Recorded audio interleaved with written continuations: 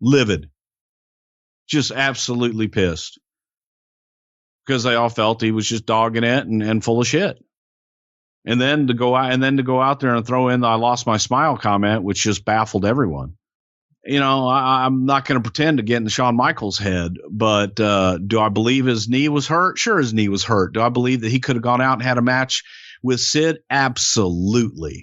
Yo, this is Conan. You're listening to World of Wrestling Podcast with Tax and Rich. Boom. Hello, everybody. Welcome to the World of Wrestling Podcast. My name is Rich, and as always, I'm joined by my good buddy, Tax Williams. Been a while. Stuff's been happening in wrestling, isn't it? Yeah. I mean, so much stuff that I don't know where to start. Well, John Cena came back on Raw last night, and we had AEW wrestlers in videos on Raw. Forbidden doors open, Tax. We've had a lovely New Japan show. Yeah. Which was, from bell to bell, probably one of the best wrestling cards I've watched in a very long time. It's right up there, yeah. Really enjoyed it. Even the Tony Storm match. I know it was on the last podcast. I wasn't overly into Tony Storm and Thunder Rosa, but that match was good. Like, Tony Storm's hip attack. She was like, I am not leaving anything on the table for this. Sure, yeah. Absolutely hammered her. Like, even... I messaged you yesterday because I was watching it late in the day because my daughter's school was closed yesterday, so I knew I had a full day of parenting. But Minoru Suzuki's entrance, and when the Chicago crowd just chanted, I was like, yeah. And Alex Gilbert from UKPW, because he's a huge New Japan fan and a huge AEW fan, was in the crowd, like 6 rows back. Oh, right. So no way. he went all the way there to Chicago to watch it. You said Alex Gilbert, right? Yeah. Went to university with, was in the year below me, once stopped me in the corridor because I was wearing an FWA shirt. I went, Oh, really? Nice shirt, mate. Only interaction I've ever had with him. No, he was a young man wrestler before he had a promotion. I think it's a nice way to put it. He was a Dollar Bill. Dollar Bill was his working name. Still is his working name. Sure. But So I know of the guy, Yeah. and obviously I know the promotion because Matt's worked there and stuff. yeah. And so we've got that. Stephanie's hiatus from the business changed a little bit. She's the CEO, Tax. Of course she is. Wink, wink, like nudge, nudge. And what it's been really nice for a nice race report. You know who we haven't seen on TV for a long time? Vince McMahon. It was really great to see Vince back on TV, reminding us that it's then, now, together, sign the NDA, it'll stay inside forever. Yeah, fucking hell. Being either the lies or his cock. Yeah, man. And poor Linda with her stupid political views. I mean, what a shocker. Vince McMahon's a giant cunt. We've only been saying it for the last 4 years. Although, I will say this, and everyone's like, oh, poor Linda. Look at her political viewpoints. Yeah, sure. Poor Linda. Yeah. Kane should never be allowed Twitter. Fuck me. Definitely So not. ruin that. Basically, wrestlers, when they're actually themselves, shouldn't, because they ruin the illusion. Like The Undertaker, a lot of viewpoints changed of him. Kane, well, his name's Mud. Hogan, it almost makes him look like he's all right out of the 3. Yeah. Hey guys, don't say bad things. Cameras are everywhere. Sure. Yeah. Hey Bubba, can I bang your wife? No, the thing is, you can say bad things, just not when the camera's around. Exactly. And hey, I'm sure Vince could do anyone and sign an NDA because There's nothing no will come cameras in out that of that. limo, it's fine. Exactly. Right? Terry Fuck Bollea it. went, Vince, brother, you know what you need to do. Turn off that security camera near that giant dinosaur head in your office. Yeah, fucking A. But it's been quite the time in the old professional wrestling. Vince Sure. Russo's proving to be an absolute prick because Tony Khan hugged Cesaro. I don't know about this. At the presser afterwards. I saw the photo of him Yeah. hugging Cesaro. And I thought that was sweet. Yeah, to an extent. Yeah, it's a bit cringe, but yes, it's fine. He saved Ring of Honor and he's brought Claudio back to be their champion. He can almost do no wrong at this point, even if his booking's been a bit wafty the last 6 months. I mean, his booking's a bit wafty. He's been like, so, when can I have a Carter? 5 days before the pay-per-view. Yeah. You absolute assholes. Just have him turn up at the pay-per-view, right? Yeah. No, have him turn up in jeans and a t-shirt, look like Jay White with bleach hair. Strange. Yeah. But yeah, so it's been quite good. But you know what? He's really fucking good, by the way. Okada. Yeah, oh yeah. Like, you see him in that 4-way and you're like, this boy sells And like no one else. He's so good. it always surprised me. I always forget how big Okada is Yeah. in comparison to the non-airport people. Airport? When you walk through an airport, you'd look at Oh, right. you look at Jay White and you might go, maybe in a band. Sure. Right. Adam Cole, you But might go. Big Show, Kane. Yeah, Yeah. sure, I get it. Yeah. Yeah. Whereas a card, you're a bit like, this guy looks like he's in Mad Capsules. Yeah, fucking A. And genuinely, like looking back at like early Mad Capsules videos, I'm like, one of these lads definitely with that hair. The hair looks like a Carter. He looks super like a pop star. Like, I guess that's Yeah. the simplest way to put it. Yeah, like a J-pop. Yeah, absolutely. So yeah, Like, he's gorgeous. Like, He's a he's handsome boy. beautiful man. You know, I think there's just so many benefits about him. But it's like, it's got that perfect thing whereby, like, I know I can just go on about Carter all night. There's someone just going, oh, fucking Rich, just talks about Carter all the time. Like, dude, he's fucking amazing. Like, he has everything about him. Yeah. He gets wrestling like so much. Just like Bret Hart. Yes. What a fucking segue. So, yeah, just to throw it out there, my hay fever is an absolute shit bag tonight, so excuse the sniffling during the pod. I'll try to keep it to a minimum. Before we get into this Bret Hart versus Shawn stuff, happy podiversary. Happy podiversary. We are 4 years old a few days ago. It's amazing, isn't it? Yeah. 4 years going strong. I haven't kept up anything for 4 years apart from my daughter. So there we go. She's still alive, still ticking along. It's incredible. I mean, if you think the volume of content that has been put out by this podcast, all I'm saying, one of the very big things of your employer do was originated in a music recording studio in Sandwich. It may have been, yeah, sure. And I still think the greatest thing about the Super Quiz Cup is that nobody ever won it other than me. We could do another one at some point soon. I don't want to lose it. I thought you did want to do I that. I genuinely do. But the worst thing is though, like every time we did Super Quiz Cup, I didn't want to win until it got to the final round and I was in the lead. Sure. And that one where like Mark Blake and Silas, where they had like a 20-point, And it got close. and it got close until the one beforehand, and they fucked it. I was It's like, well I can't booked that believe it. show, isn't it? Unbelievable! Like, Completely shoot, yeah. yeah, and you know, getting the medals that first time, I enjoyed that. Awesome. They actually got within 1 point, didn't they? They got women 1 point. Yeah, think we it won. was a Me, good me and one. Van Wicked won with 1 Crazy. point. Yeah. Greatest tag team in and out of the ring. But you know, So I had a whole plan set up for Super Quiz Cup. What would it be? 4, 5? would have been 4. I think it's 4 because we had Yeah. the WrestleMania 3 gimmick for the last one, Yeah. didn't we? And the whole welcome to the Silver Dome, whatever. Yeah, no, but I had a whole thing set up, but then COVID kind of came along and ruined that plan. I kind of forgot about it, if I'm honest. And then your employer sort of took the great idea and ran with it. Yeah, sure. So today we are doing WWF Raw from February 13th, 1987. It's WWF Thursday RAW Thursday. But before we get to Thursday, we've got a Monday and a Tuesday to cover. We've got a Monday Can you just Nitro. say Thursday RAW Thursday for me, please? Thursday Raw Thursday. Thank you very much. Please continue. So earlier in the week, we had a live WCW Nitro from the Jacksonville Coliseum in Jacksonville, Florida. Convinced I have OCD or something. I needed you to say that before we continue. That's fine. I'm happy to. I'm Thursday happy RAW to work. Thursday. Please continue. So in Jacksonville, Yeah. we open with the Cruiserweight champion Dean Malenko defeating the US champion Eddie Guerrero Ooh. by countout I mean, it's not a bad opener, Malenko Guerrero.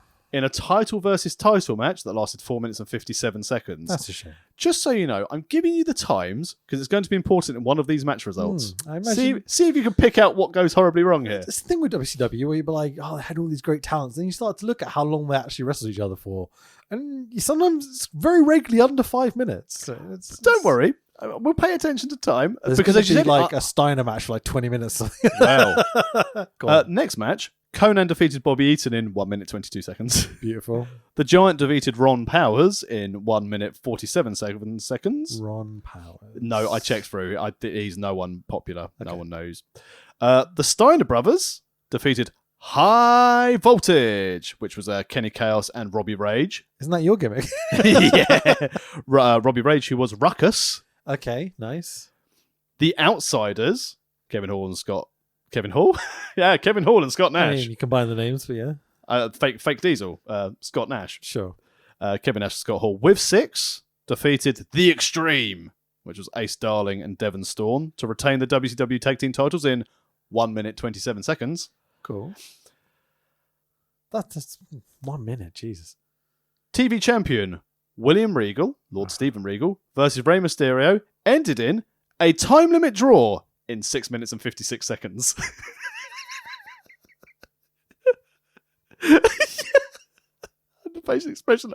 Well, that's the same facial expression I made when I read this result. Yeah, a time limit draw in 6 minutes and 56 seconds. So what's happened is they've gone, oh, it's a 10-minute time limit, and they've kayfabed the time. Yeah, Must be. it must be. Can't wait to go back and watch that. I'm going to was watch a that later. 20-minute, this evening. 6-minute match. But that's okay. So in fairness, that is actually the longest match on the card, because afterwards we've got Kevin Sullivan with Jackie and Jimmy Hart defeating Maverick Wild in 2 minutes 13 seconds. This card is weird. Go on. Hugh Morris defeated everyone's favourite party boy, Alex Wright, in 2 minutes 27. So at least we got out the 2 minute mark. It's getting weirder. Our main event. So far, the longest... I've told you what the longest match was. It's a time limit draw at 6 minutes and 56 seconds. Time limit draw, yeah. Main event. Yeah. Benoit and Steve McMichael. What is this card? With Deborah and Woman. Okay, sure, yeah. Obviously, this is Horseman territory. Yeah. Defeated JEFF, JARR, Oh, they were tagging because E22, it's Horseman, yeah. So Jarrett and... Chavo Guerrero Jr. Worst WCW card ever. 4 minutes my and God. 1 second. That looks so terrible. The Horsemen were victorious. How does a show with Guerrero and Malenko opening be that bad? I like literally after I've done my meeting tonight to wind down, I'm going to go and watch that episode of Nitro. Maybe we should save that for a pod because that looks so bad. That looks fucking hilarious. Okay, how we'll do long was the Nitro? 2 hour Nitro, right? Not 2 hour 3. Nitro. Yep. So what? A total of 5, 6, 7, 8, 15, 20. About half an hour, just under half an hour of actual wrestling. 90 minutes. Let's be nice. So an hour of stuff. Yep. But there's a lot of NWO. Oh, of course. Yeah, there's going to be, I bet there's like the Bischoff time period. Oh, must be. Where Bischoff's still WCW, but teasing the turn and such because they had Hall Nash as the tag, Hogan will be heavyweight champ. They've just brought in 6 we talked about. Yeah. So they've already got Big Show. They're probably in that feud. Yeah. Okay. I remember this time period. Yeah, you can see why there's no wrestling because it's all storyline. Yeah. Episode 199 of ECW Hardcore TV this week. Nice. Terry Funk defeats Tommy Rich. Okay. Yeah, lovely. Awesome. Yep. Lance Storm defeats Balls Mahoney. ECW, yeah. ECW Tag Team Championship. Eliminators defeated RVD and Sabu. Nice. Don't have the time. That was fucking awesome. I was going to say, I don't have the time for these, but these 3 matches I'm pretty sure had total ring time more than their main event. Well, I can tell you, the first match would be like about 3 or 4 minutes. The second one would be about 10, and the main event would be half an hour because, that tag, they're going to give them half an hour at least because who was in the ring, Jeff Jarrett and Chavo Guerrero Jr. main eventing against the Horsemen. Fuck me. Maybe there was like basketball on like another channel and they're like, right, we put the Outsiders on. Sure. God, it was awful. So... Well, 97, so the Bulls are playing. This is legacy period for the Bulls. So Pippen and Ewing. Close. Got one of them. Scottie Pippen. There you go, yeah. The other one's, quite a big name in basketball. Patrick Ewing was probably a few years like NBA 94, NBA Jam computer game stuff. Yeah, not a Bulls player, but it's okay. Do you not know the other big basketball name in the 90s? Shaq? And Jordan? He's got a shoe brand. Michael Jordan. Yeah. You did say it. And then you've got the other people. Reggie Miller for the Pacers, because he had my surname. Well done. Yes, true. And David Stoudemire, the tiny lad who played for the Raptors. That is a player, yes. Congratulations. I understand sports. And then LeBron James and Kobe came along, and Dennis Rodman. Yeah, I mean, Rodman was 90s, but, He's also a wrestler, so he's also there. True. And then there's that the big Indian chap who's in AEW. He was a basketball player, wasn't he? Sanam Singh. Exactly. Yes. And also Yao Ming, mainly because when I was playing an NBA game on my Xbox, the commentator on the build-up said, "Who's Yao Daddy?" And I thought that was really funny. That's great. Yao Ming was a hell of a player. There's a really, really infamous game. I promise we'll talk about wrestling soon. Where Yao Ming comes in as this gigantic Chinese fella that no one believes is going to be a star. He's like 7'4", wasn't he? Like something like that. Humongous, right? And everyone's like, "Oh, he's just tall. He's going to be a typical thing." Outballed Shaq. Like literally just like taking the piss, like dribbling around him, spinning around, dunking on Shaq. And Shaq's like, who's this giant guy that's killing me? This is like in Shaq's prime.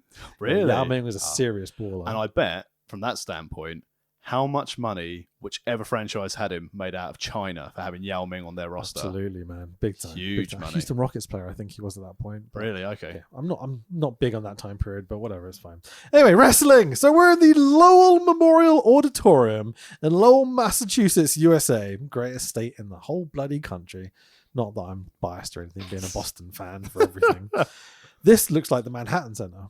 It's a beautiful old looking venue. Yeah. And I looked up the capacity. what is it? 2,800 people. Tiny for this period of Raw. Comparison to like what we had for Royal Rumble Raw last week, Yeah. with like thousands and tens of thousands of people there. Yeah. in Considering an what's arena. on this show, Yeah. weird venue to choose to do it. This tiny little kind of boxed crowd. Yeah, but this would have been this would have been just for their television, because I assume Sure. at this time as well, isn't this the sort of time WWE show where even at the moment on the USA Network it's preempted for like the dog show. There's always this big Ooh, thing like Vince could McMahon be. hates the dog show because Sure. obviously it preempts them on Took the their USA. time slot and stuff. Yeah. Didn't they? Yeah. So I wonder if that's why they're on Thursday. But obviously, when what happens on this episode happens, I don't think it's a case of they went, we really need to plan this out. It's a case of, nope, I'm not doing it. Oh shit, we need to do this on the later show. I don't know why they don't do it in New York or something, because I feel like that's their home crowd. Boston's like kind of their home crowd because it's the still East Coast, Yeah. it's still the Northeast. But this Boston crowd are less than friendly to Shawn. I mean, I can't imagine New York would have been any happier to Shawn, to be honest, based on his very positive reaction he's getting despite video packages to disagree. Maybe so. I think Boston's a bit more hardcore, working class. We Yeah. fucking hate everyone else. New York's a bit more accepting, you know. But I mean, who cares? That's why I love them. It's like being an Arsenal fan. It's like we have players and fans from all around the world and stuff, and it's like a big global thing. Boston's the opposite. Boston's like fuck everyone. There's only us, you know. And I love them for it. We've got the Celtics, the Reds shoes. Yes, they Obviously, do. the Red Their Sox. shoes are red. There's a Native American joke there, but I can't think of what it is. I'm going to move on. This is dangerous ground. Do you know the American football team that plays in Massachusetts, let's say? Hang on. No. Brady's team in the past? Big one, won everything. Patriots. Patriots? Yeah, Oh, New okay. England Patriots. Yeah, technically New England, Massachusetts, blah, blah, blah. Anyway, so this was taped technically, but then broadcast. It was apparently taped and broadcast on the same day, are the words I'm trying to say. So I imagine it was filmed a little bit earlier, a little bit of tape delay just to Yeah. get them on telly because it's Thursday, weird, Yeah. forced to move, etc., etc. 13th of May, 1997 on the USA Network. Did a TV rating of 2.3, whatever the fuck that means. More than Raw today, probably. Who knows? I assume as much. Commentary is the same trio we've had for the last few weeks. Thank God, Vince McMahon, Jim Ross, and Jerry Lawler. Very And we quickly, also, Kevin Kelly on commentary this oh, week. oh my God! Sorry, I know we will what do a this. treat! Like Him what and an Excalibur. absolute delightful. It's the treat. future. Yeah. Genuinely, if I was Tony Khan, I'd be like, right, this is the audition for the 3 for the future. 100%. When JR drops out, you have to bring Kevin Kelly in. Yeah. They're so perfect. Exactly. And if they ever put effort into Rampage, Yeah. that's The where lead guy on Rampage. Yeah. yeah, Sure. have it there. But it was a brave call. I say brave call. I think it was an interesting call to have Taz. Was Shivani just not up on the product? Do you think that's why they brought Taz in to do it? I don't know. I think if they were gonna take out one to bring in Kevin Kelly, I think they probably looked at it and went, right, do we take out Schiavone? Do we take out JR? Or we've got Excalibur. I think they probably, Tony Khan's going, look, I know I need to take out JR, but I don't want to make him feel bad. Yeah. So if we just take out him and Schiavone and we bring in Taz, at least it's just like, you know, oh, it's just a different presentation, JR. Don't worry about it, you know? Yeah, and genuinely, like I think that what really helped the show, because having the different voices, and it's a thing that they say a lot I will about. say that and the Chicago crowd combined, Yeah, like they're such a generous crowd. They were there the whole time. No matter how tired they were up there for every single moment, every single match. yeah. No matter how botched that Adam Cole finish was, they were still up for the main event, you know. Really commentary weird team. finish, but Yeah. we won't get into that. But yeah, Kevin Kelly on commentary, it was even his excitement of FTR winning the belt. So, and now I get to call more action. And then the other lad from Ring went, and so do I. And I imagine like Taz sitting there going, "Shut up, mate." Yeah, Caprice Coleman needs to do one. Like Yeah. entirely, we do not need him on commentary at all. But Kevin Kelly, the thing I was so amused by and so entertained by with Kevin Kelly was not just the skill, not the knowledge, whatever it would be, is every time they cut to him, he looks so comfortable. Yeah. Like he looked like he was meant to be there. And that's 100%. such a difficult thing to achieve. I think from his standpoint, if he's been allowed to travel for like the last 2 years, the only reaction in wrestling he's heard is this. Sure. Yeah. And I think it really showed with Shingo. Because as soon as the crowd started doing stuff, Shingo was like, I remember this. When the crowd popped for the 4-way, Yeah. you see Okada's reaction just like, oh yeah, come with me. And Even Jay White. Yeah, He sure. was like, see, I like Jay both White's whole of them. thing of like, I've sold out the Garden now, I've sold out the United Center. I was like, you're a prick. I love it. He's a good worker, man. Yeah. I wouldn't have taken the belt off Okada the week before the show, but if you're going to put it on someone, I approve of Jay White. I think he's very good. His promo sucks, but everything else, he's very, very good. Gado's not stupid. I'm going to be on a big US pay-per-view. I'm going to be sitting with Jay White with the champion. Absolutely. Please give Gato the mic. Like, Jay White does not need to talk. Just give No. it to Gato. Let him scream abusive words in English.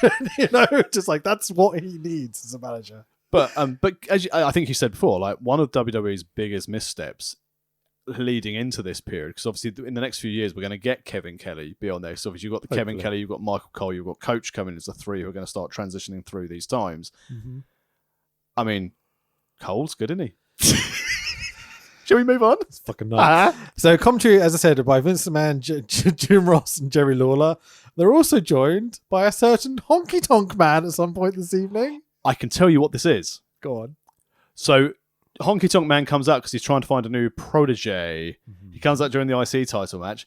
In the future, he doesn't go with either of these guys. This is the birth of Rockabilly.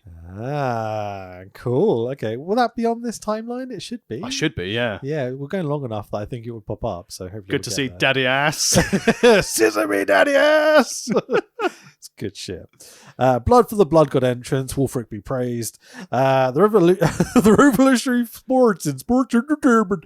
So what do you think about the 2.0 gimmick where they do that in the Canadian 13 accents? weeks. Yeah.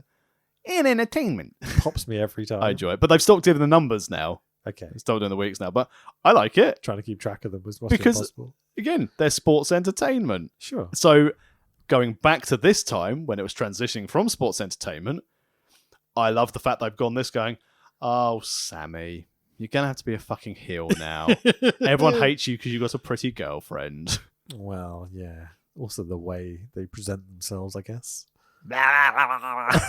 It's a bit excessive, you know. And Tay Conte is starting to play into the heel manager role a bit better now. Like some of the reactions, like, my favourite one was like shouting at Suzuki going, faster, faster. And Suzuki was like, ba-ba.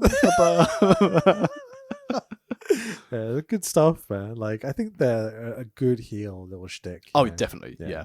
It's good fun. So I think we'll just play Vince's intro here because he talks about the whole Shawn thing. So here we go. Tonight, the World Wrestling Federation title will be declared vacant. Thus, this Sunday's Final Four winner will become the new World Wrestling Federation champion. Tonight, live, Shawn Michaels will forfeit the World Wrestling Federation championship. Thursday, Raw Thursday. The belts will be declared vacant, Tax. Vacant belt. Why? Hang on. Why can't we have an interim champion? Because, I don't know, they're shit. Well, I mean, this was I take that back. I don't hate the idea of an interim champion, but yeah, go on. this opener, the video package to identify why the belts were being dropped. Well, the belt was being dropped. If I was watching this, again, I'd be like, I have to watch. Like, the positioning of this video package, and again, broken record time, their production team and their video team and their editing team, even at this time, like, outstanding. Because I just wanted to watch. Yeah. Genuinely. I was willing to sit through Farouk with how many cues, Farouk and on, and how many we go through. Rukanon. That's great. That's really funny. So many jokes running through my head right now. Okay, cool. But I'm willing to sit through everything to get there. Can't get over Rukanon. It's because he's the Nation of Domination, Yeah, guys. That exactly. makes it even funnier. Oh, fuck. Okay, cool. Is that it? Do we need to have a break? I've just got like Trump White House jokes running through my head, and I'm like, I can't say any of them. I don't think. Definitely not. Go ahead, please continue.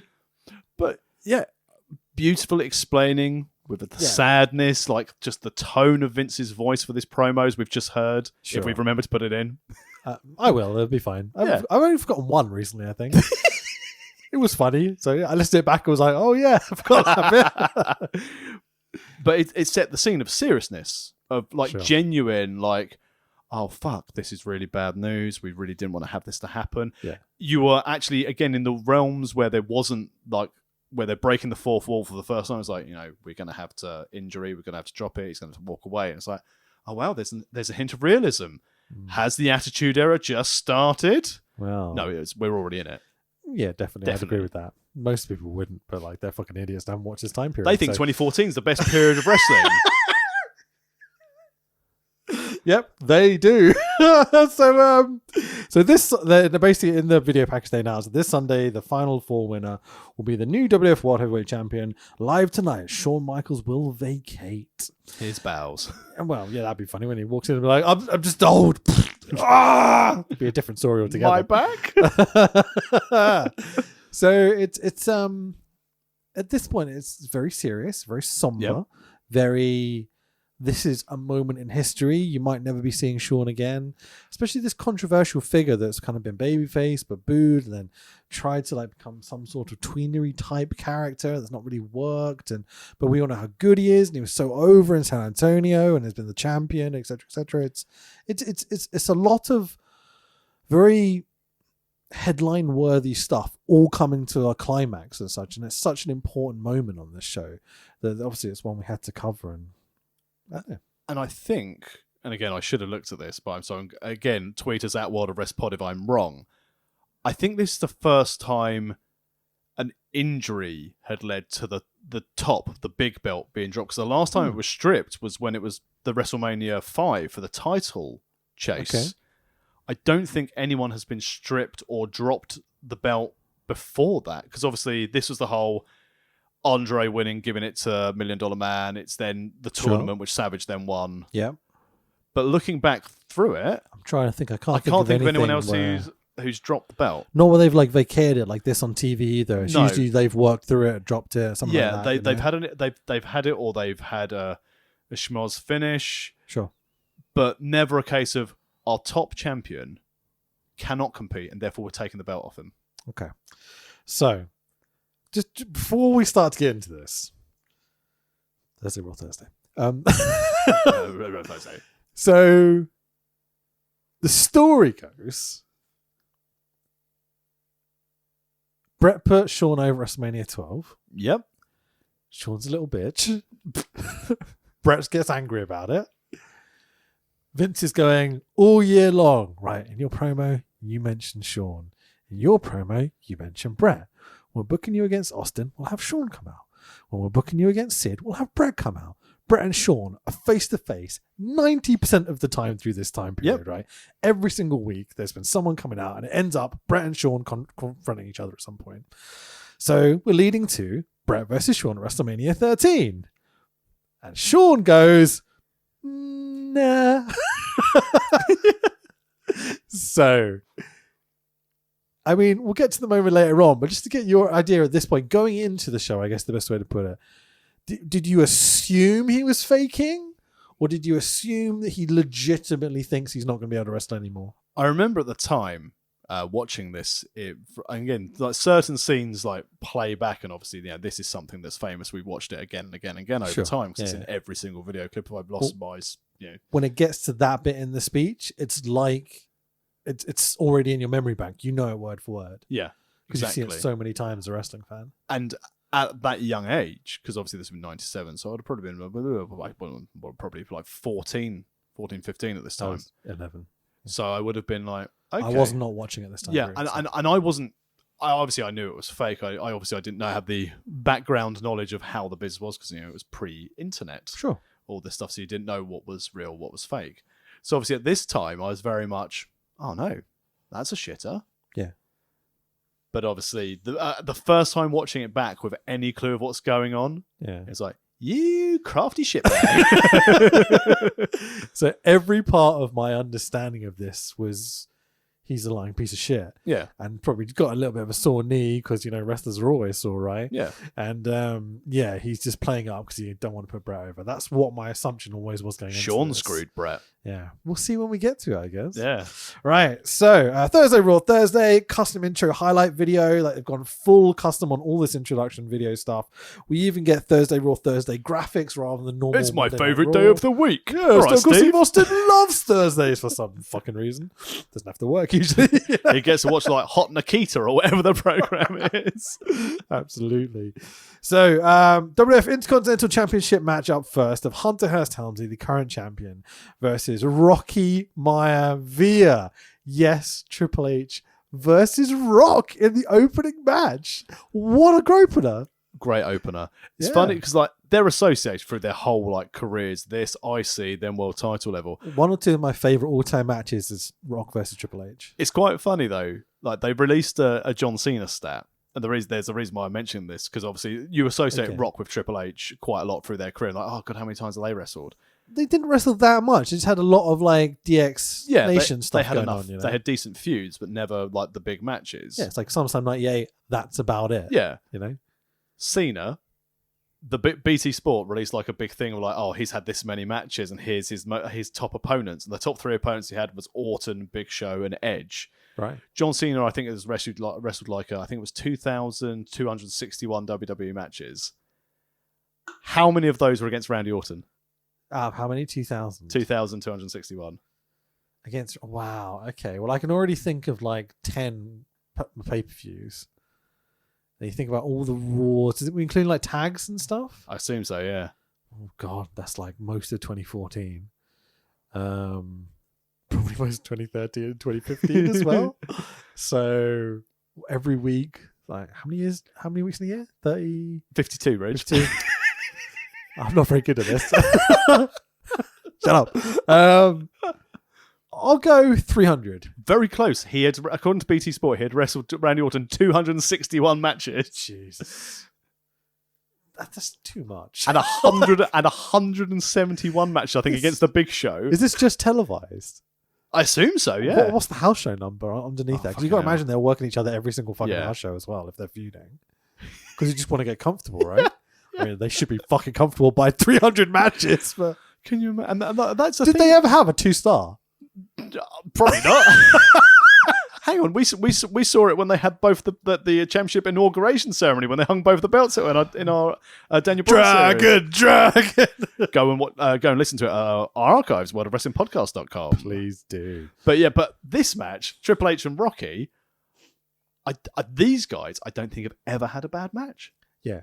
Even now at this stage of Rocky's career. Triple H is such a fucking good worker at this point in his career. Even like I know he still is good, right? What a great main event wrestler, like WWE style wrestler. But to have this young Rocky, who's just starting to understand how this business works, it seems, from what we saw a few weeks ago to where he is now, is a huge progression. Much more aggressive, much more there in the pocket. You know what I mean? Like comfortable working, having Triple H guide him through this, like how. Like Billy Ospreay and Orange Cassidy were doing it this weekend. Yeah. Where like it's like no, just take your time. Take your time. One elbow, wait 30 seconds. One elbow, it's just all it needs. And like to get that momentum and to build and bring the crowd along with you, Triple H is one of the very best, man. Really, really good. Again, as I said to you in my message, he's such a good wrestler. It's such a shame he's such a dog shit human being in real life. Yeah. Not Triple H. One of the other lads. Sure. Who isn't Orange Cassidy. Not often I watch a match and I go, oh, easy 5 stars. It's great. Like, what has Meltzer rated it? I don't think so. Yeah, it takes him a couple of weeks usually. Yeah, to catch like, up. I think that might be one of the best matches I've ever seen. Like it's recency bias, etc. And I think Will Ospreay has these sort of matches every single fucking week at this point. Yeah, but Cassidy, he's just as good, if not better, at times. But also, Great Khan. What a fucking legend. Almost bought a Great Khan t-shirt the other day. I fucking love him. You know what I realised? People shit all over me in MK when I was like, I love the Great Khan. And then when we saw him at IPW, I was like, I love the Great Khan with the Mongolian chops. So there's a thing that we've talked about years ago, I think, where if you look at a silhouette of a wrestler, can you tell who they are instantly? He's one of those guys. You're like, it's great. I can't. Like in a second. It's such a good gimmick. It works. I absolutely love it. But Jeff Cobb is the like hefty guy to play off as well. It works so good. And I just love Greater Khan's concept of every time I come to America, I'm going to get hose. Fucking A. Cannot bro. wait till we get all aboard the Greater Khan hoe train. And for them to put over FTR like that, Yeah. good people. lads. They didn't take the pinfall. It was Rocky, wasn't it? This is exactly what you said beforehand when we were playing FIFA. You're like, oh, that's why Roppongi are in there. Yeah, of course. I literally had like a stand-up conversation with Luke about it. He was like, oh, what's going to happen in the Fatal 4? I was like, this card's too predictable and they've got too many multiplayers. And he was like, yeah, of course they were going to do that. And I'm like, yeah, it's New Japan, of course.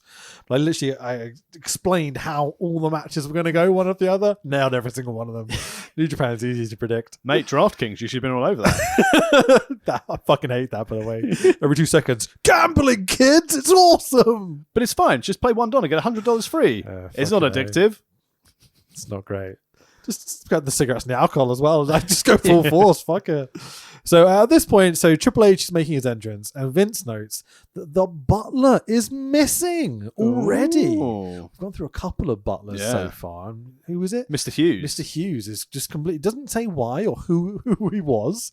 He's just like, the butler is missing. Vince McMahon will put him in the Nation next. Yeah. Triple H, yeah. Yeah. He's white enough considering the rest of the members are mostly like 60-70% white people. at this point. PG-13 love the fucking acclaimed. So JR makes a nonce joke about Michael Jackson while sitting next to Vince McMahon and Jerry Lawler. Gotta love him. Commentators got lots to put over. Basically, they're Triple H and Rocky are wrestling, and they're just going, but Shawn. Shawn. They're doing their classic storytelling spiel, aren't they, at this stage? There's very little focus on the match, and you can understand why. Usually I complain about it, but to be honest, there's so much to talk about. They're trying to set up this 4-way match, which, I can never remember the name of. What is it? The Final Four? The final, I think it's either Fatal 4 or Final 4. Yeah. We'll find out next week. I can never remember the name of that pay-per-view every time I live In your house. Yeah, the in-house, there's a 4-way match, you know? Yeah. That's the one. We know wrestling, right? So Triple H, full heel. Rocky starting to show some aggro. Boston loves young Rocky. Yeah. Surprising. I'm from all the documentaries and stuff. I expected Rocky sucks. Yeah, but Die you Rocky know, die, but just not at all. Triple H, elitist prick. Can't imagine Boston that sort of... I mean, unless I was in Boston, I'd gone, this is my kind of guy. I love this guy. Look at him. Yeah. Wealthy son of a gun. Boston's not the most elitist town in the world, that's for sure. It's not Los Angeles. Hi, Gareth Bale. Just digging it in. You know? So a honky tonk man arrives at ringside and he's joining the lads on commentary, and he says,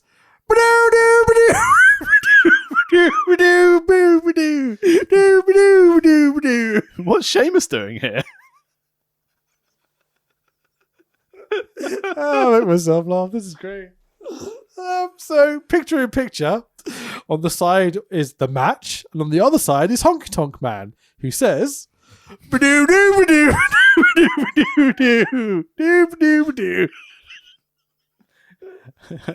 you turn on subtitles for this one? So Triple H is dominating Rocky. Great heel shtick. Really, really good. Kids in the R way. Let's talk about it. So this crowd has 2 sets of like banked seats. Like it's very small, but there's like 4 rows, and there's a gap directly opposite the hard cam in between the two. So you're missing the middle section. And so there's this aisleway directly opposite the hard cam that fills with kids. The beginning of matches, the end of matches, any Classic promos. wrestling stuff. Oh, it's so distracting as if you're watching this on TV. It's just constant movement. It's Yeah. like, especially like Rocky and Triple H are wrestling. So there are, for this time, chain wrestling, wrestling holds, etc. But you can't concentrate on it because you're keeping your eye on making sure Lawler's not in the crowd. He's just a bit too close. Yeah. Absolutely. But all these, like, there's one guy sitting in the front row with a Boston kind of like athletic jacket Yeah. type thing and a hat, who must be in his 50s, bearded, blonde, Irish as fuck, white as pale as fuck. You're like, I love Boston so much. Look at him. I'm half expecting him to go, fucking kids, and just smack them out the way. One arm, you see them all fly out. Exactly. But it's this happens pretty much all night. Yeah. And it's immensely distracting. There's these kids flooding this little aisle every 2 seconds. They did it on the UK show we watched as well. Yeah, they did. And then it's like, yeah, can we just have security kill them? Fucking kids. Ruined wrestling for everyone. Sure.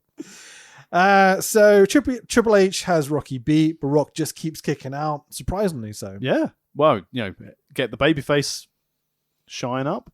Yeah, really, like massively so. Like he does like there's a pile driver, and like Rocky kicks out of it and stuff, and does a few huge spots like that. It's near full finishes, which we're not used to in Yeah. WWE. Absolutely. Because, let's be honest, what we've seen this weekend, near full, kick out finisher. Yeah. Whereas at this time period in WWE, this was unheard of unless you were the main event match. And even then, you would not be kicking out finishers. You'd be kicking out signatures, not finishers. Absolutely. It's like, it's just enough. Yeah. Because while in picture-in-picture, Triple H hits the R1's taunt, and Rocky cradles Triple H for the 1, 2, 3. A new WWF Intercontinental Champion is Rocky Maivia. He's the IC champ, Tax. It's incredible. Yeah. I mean, here comes the next thing of punishment for Triple H. We think you're going to bring you back up, Triple H. And now, well, JR's given Rocky some food, and he's only got $9 in his wallet, or $7, whatever is it? $7 Productions, Rocky's company? Sure. Named after how much money he had in his Tequila! Sorry. My God, it really is like Rocky's just living out Entourage, isn't he? Pretty much. In the wrestling world rather than the, I suppose movie world as well. The excessive amount of cash he's got sitting in the bank. Like, what else would you do with it, I mean, with interest rates going through the roof, he's a wealthy boy. My Bitcoin's worth fucking nothing right Genuinely, yeah. Like Yeah. when I think my Bitcoin's gone up from about like 170 quid down to about 50. Yeah, I've got Which quite a I'm- lot which- more invested in that than that. Which is funny based on my employees' shareholdings, where I think my shares are taking exactly the same hit. Sure. You know. I'm just taking of the approach of stocks only ever go up. Yes, other than this period of 6 months where they've been absolutely plummeting and kicking no, our no. ass. Take any stock in the history of time that didn't go bankrupt. Okay, we'll just have to that caveat there. But like, they all go up. If you wait long enough, they go up. Look at WWE stock. Stocks Goes up and only up. go up. Tax. Okay. Well, correct. Stocks go up, but the crypto. It's a stock. It's the same thing. Have you been I'm very aware it isn't. Leave me alone. You wait till you start learning about my John Terry NFTs. Legitimately? No, God no. God, I was about NFTs to are say. fucking massive waste of money. What a con. Yeah, I don't get the. Hello, you can pay £10,000 to have a digital signature of something everyone can see. Yeah. It'd be like me going, "Hey, look at me with these sunflowers. Yeah, I just printed them, but it's all right. I've got an NFT for them. So it's oh, hang on, you've got sunflowers. Oh, fuck, My property. You got to have that. But that's not how an NFT I works. spent $3 million on this exactly. Kings of Leon album. That would be a shame. So Doc Hendricks runs out to interview Rocky in the aisleway. Super duper babyface promo by Rock. It's fucking awful. But like, he's a face.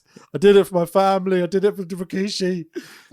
Yeah, awesome work. But yeah, it was cringy stuff. But it's his first. He didn't have much mic time, did he? At this time, so it's probably his No. first time in the live sense. It's still very, very green. Yeah. So let's not put the mic on him too soon. No, that's what I'm saying. He's going to get It's there, the but- first one that he's probably done. Yeah. Of this magnitude. Plus, he's following his daddy's footsteps. He's won a belt. He's probably actually quite emotional to then have Doc Hendricks come up and go, doot, doot, doot, Yeah. in front of him. And it's Very like, much oh, so. right, okay. Also, wrestling a good 15 minutes against Triple H. And also, he was The probably opener? really distracted by all those fucking kids. Fucking A, man. I'm going to cut my promo on winning. So the 4-way winner take all in your house final four this Sunday and pay-per-view, this Sunday, pay-per-view Sunday. Thursday, Raw Sunday, Thursday. pay-per-view Sunday. Back from the ads. I know you want me, dear Sunny, in what can only be described as a Tea towel. pointy tea towel. A white pointy tea towel. It's very pointy. It is very Madonna. Lips for days. I mean, I was going to go for the LOLO. Obviously, it's the Fallen Madonna with the big boobies by Van Gogh. Oh, absolutely, sir. Very nice. Yeah. Very, very good. I should say this only once. Good mooning. It's Sunny, okay, in 1997, thankfully. AOL's biggest, hottest Google AOL search. Jesus. And 96, honey, you're like, oh yeah, she seems like a lovely, homegrown. How girl. dare she outrank Gillian Anderson from the X-Files? 97, Sonny. Might be understandable why she outranked Gillian Anderson Yeah, from 12-year-old Rich is like, I remember these days. Still got life in the old boy, yeah. Fucking A. Before porn was widely available on the internet, so fuck me. yeah. Genuinely, What a woman. yeah. Well Shame, played. really, isn't it? Sorry. I mean, just like Snooker, everyone's a murderer at heart. Quote of the year. Just like Snooker, everyone's a murderer. That's incredible. I don't know how to take that. How do we move on from that sentence? We've got a tag match that Sonny's guest ring announcing for. There's this use of Sonny to bring her out to announce random fucking teams. They do this to 98, they do it in 99. By that time she's gone, but like, Pretty sure she's Aldo Montoya's personal ring announcer. Oh, for fuck's sake. Is that actually a thing? Or is that just No idea. he happens to be in this Yeah, match? she happened to be in this match. Speaking of which, Aldo Montoya. Just incredible. Bro. Has he ever been good? He was an ECW champion, wasn't he? Yes. Has he ever been good? What was his tag team in ECW? He was the With Impact Jason. Players. Impact Players, that was it. Yeah. Because it was it Jason? Who he No, tagged with. Impact Players is Lance Storm and Jericho. And then he came in to replace, I want to say Jericho. Like for like?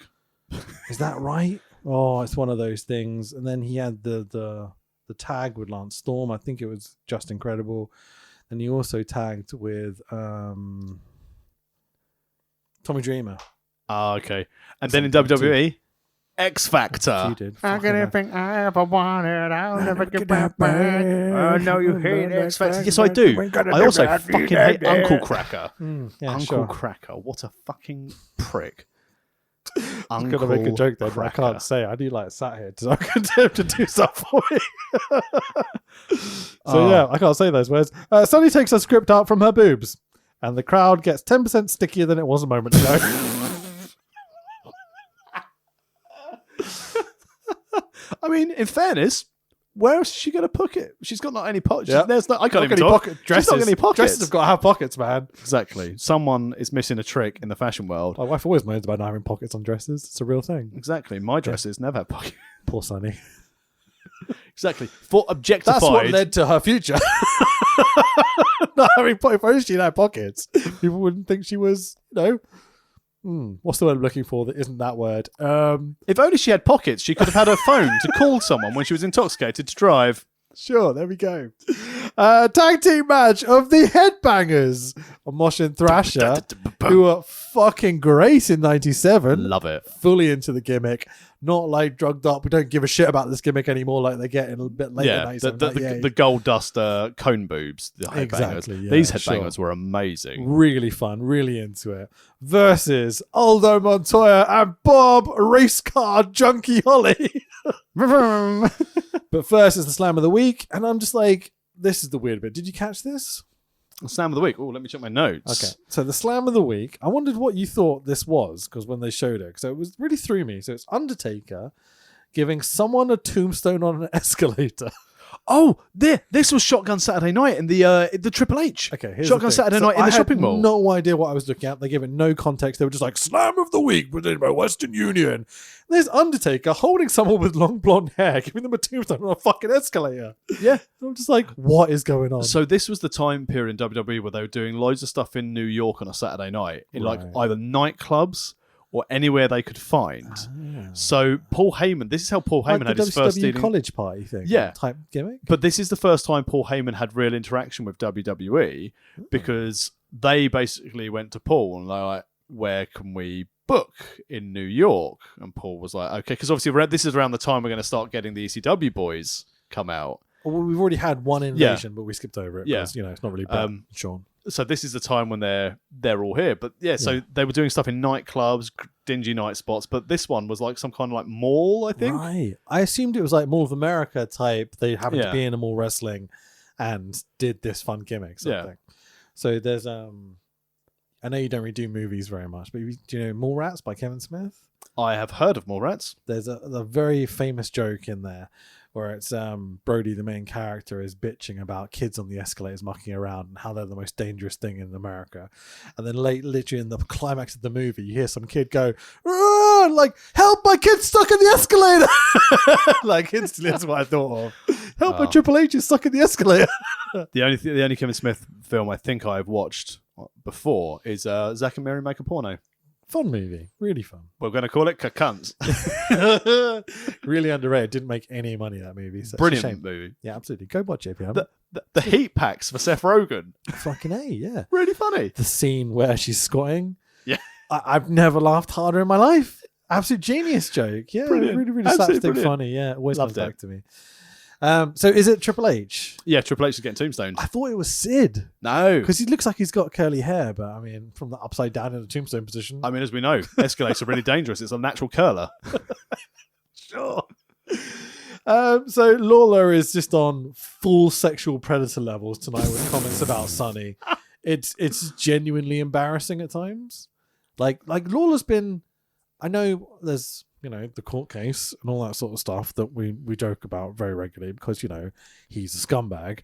But there's this whole thing of like, he's been fairly good on commentary this whole run. But this is the time, and like this is the first time I've noticed it on Raw. You've had slight drops in of this, like we said about the Attitude Era and the objectifying of women. B-Ray Bobby Heenan jokes. Yeah. This is just disgusting scumbag stuff. Yeah.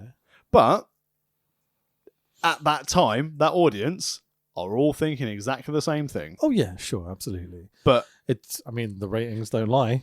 They were down and they went up when he started to do stuff like this on TV. Can you imagine Michael Cole these days going, "Oh, Liv Morgan"? Yeah. Whoa, totally would. Whoa. But that's like polite compared to what Michael Cole. I would definitely insert it in her vagina. That's how he would say it. Doesn't quite get so subtlety. Clinical. out of nowhere, Vince would go, "What a maneuver!" So as the tag match is going on, Vince, JR, and King are going over the Shawn situation again. Vince is practically crying at times. He's like so upset by this. It's because he realizes his Mania card is fucked. Yeah, the guy he's put all this faith behind is injured, or is he? Shawn may have to have his knee completely reconstructed, they announced on commentary at this point. It's amazing how modern medicine in 97 allowed him to return in 3 weeks? Astonishing, isn't it? It's the power amazing. Of you're not wrestling Brett anymore. Oh, right, okay, I feel fine. Yeah, it's those cool, goddamn crystal skulls. Yeah, sure, fucking A. There is a moment here which took me back. So Vince is just chatting away, talking about Shawn, and he goes, "I feel partially responsible." And you're like, Vince, are you taking responsibility for a sore, injured wrestler? Never heard you. I mean, how many interviews have we seen with Revelda and all these people where he's just like, "Nah, blah, blah, blah, blah, I take no responsibility," because, he can't legally or whatever. Talking about Shawn, he goes, "Considering the schedule, no one's ever been on the schedule like Shawn Michaels from a promotional and athletic standpoints. I'd feel partially responsible." Yeah. Selling the realism. And at this stage as well, if he even believes Shawn. Yeah. Because he's like... Or does he, though? Well, that's this really good selling. Well, that's the question, though, because at this time, Vince is actually quite a good actor. Yeah. But then if he's banging referees... At this moment in time, allegedly. An interesting term. Yeah. Forcing himself upon referees, I think, is more accurate. Continental with a apostrophe over the E. Yes. Allegedly. Allegedly. But, yeah, it was odd having that level. Continentally. Properly continental there. Allegedly. Allegedly, yeah. There's a dog barking. Sonny? I don't think that's going to... No, don't Lawler it.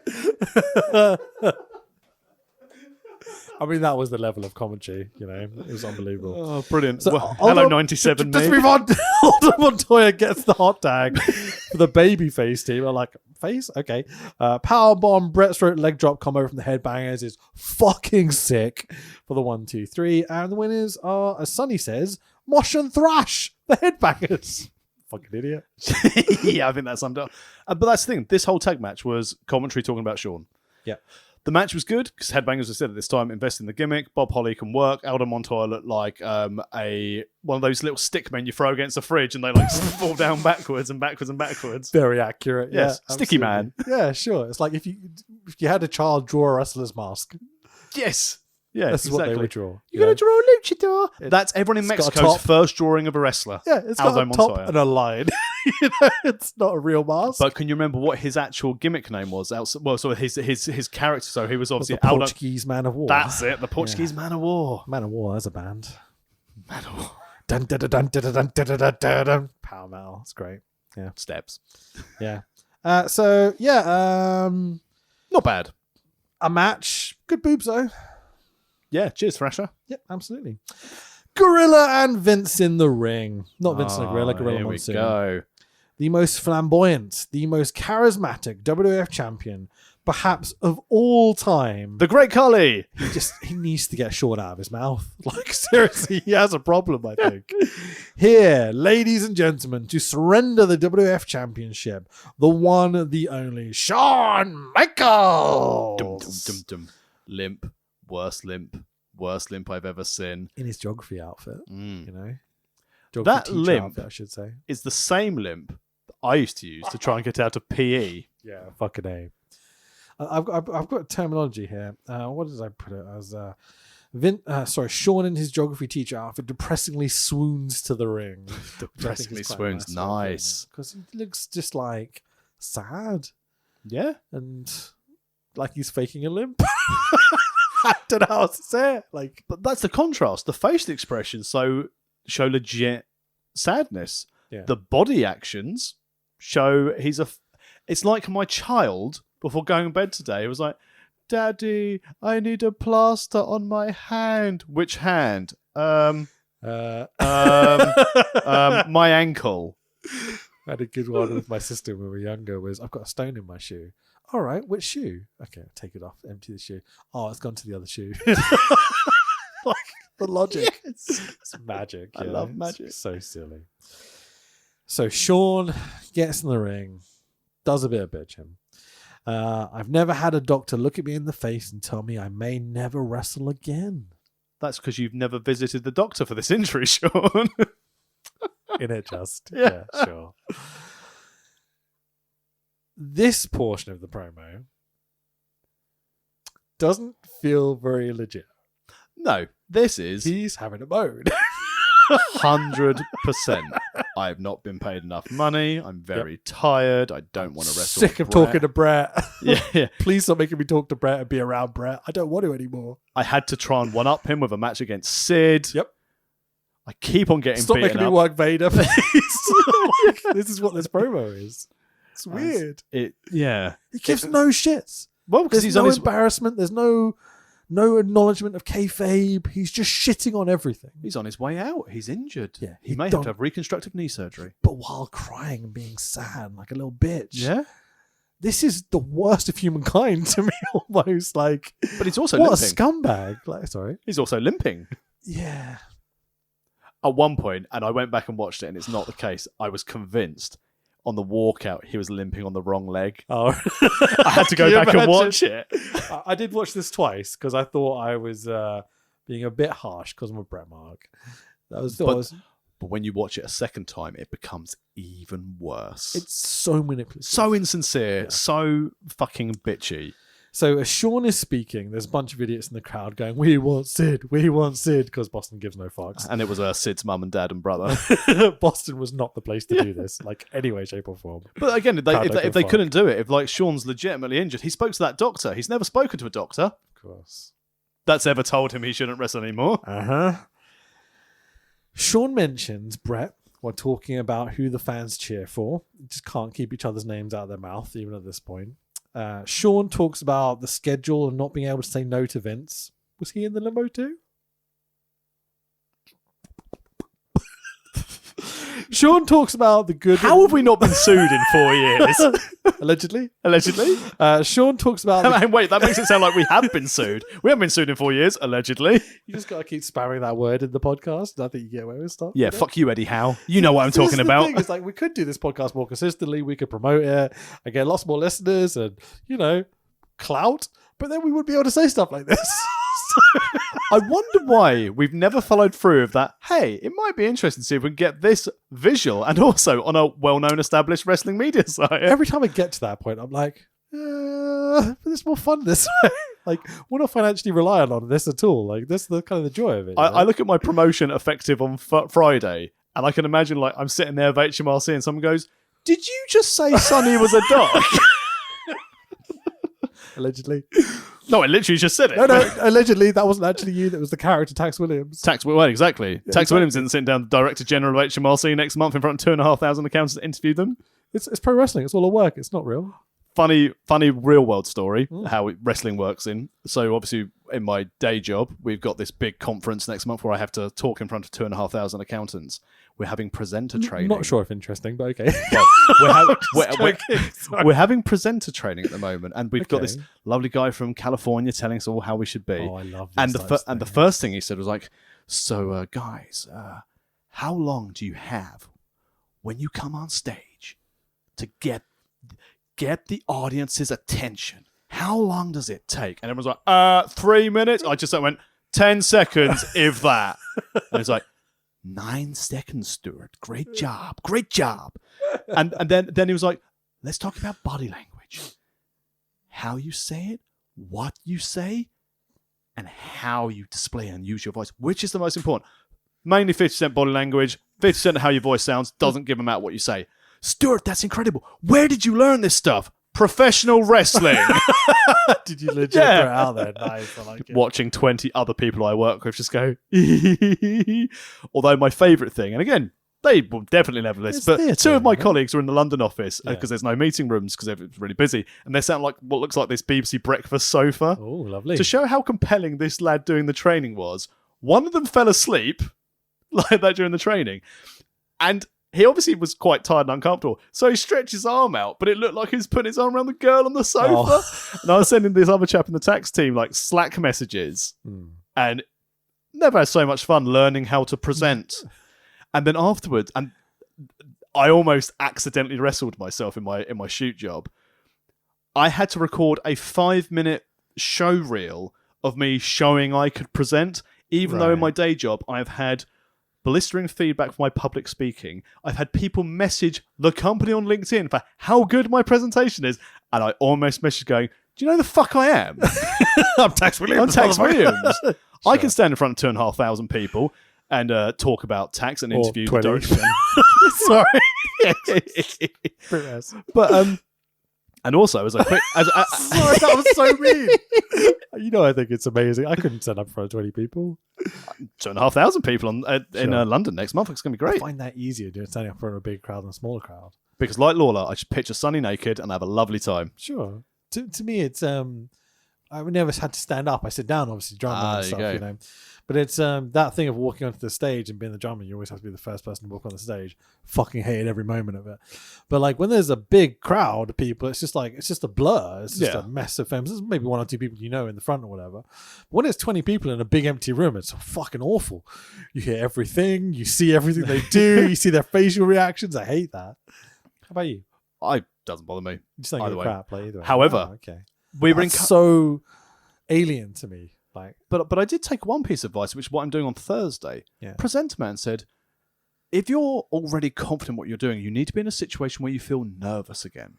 And I was like, I know the last time I felt nervous. as an anxious, nervous person, that sounds horrific. And it was but- about 10 years ago when I did some stand-up comedy. Oh. And I was saying to Matt Van Wicked at the last Lockcon wrestling show, he was like, yeah. I was like, problem with this, Matt, I just don't get nervous anymore. I don't care. It's the same things like when I was in bands. This go where I think it's It is, Reg. So I stand. I was like, I didn't get nervous in bands. That's when I realized I didn't enjoy it anymore because it was just becoming a chore. And I don't get nervous about wrestling anymore, Matt. I think it's becoming a chore.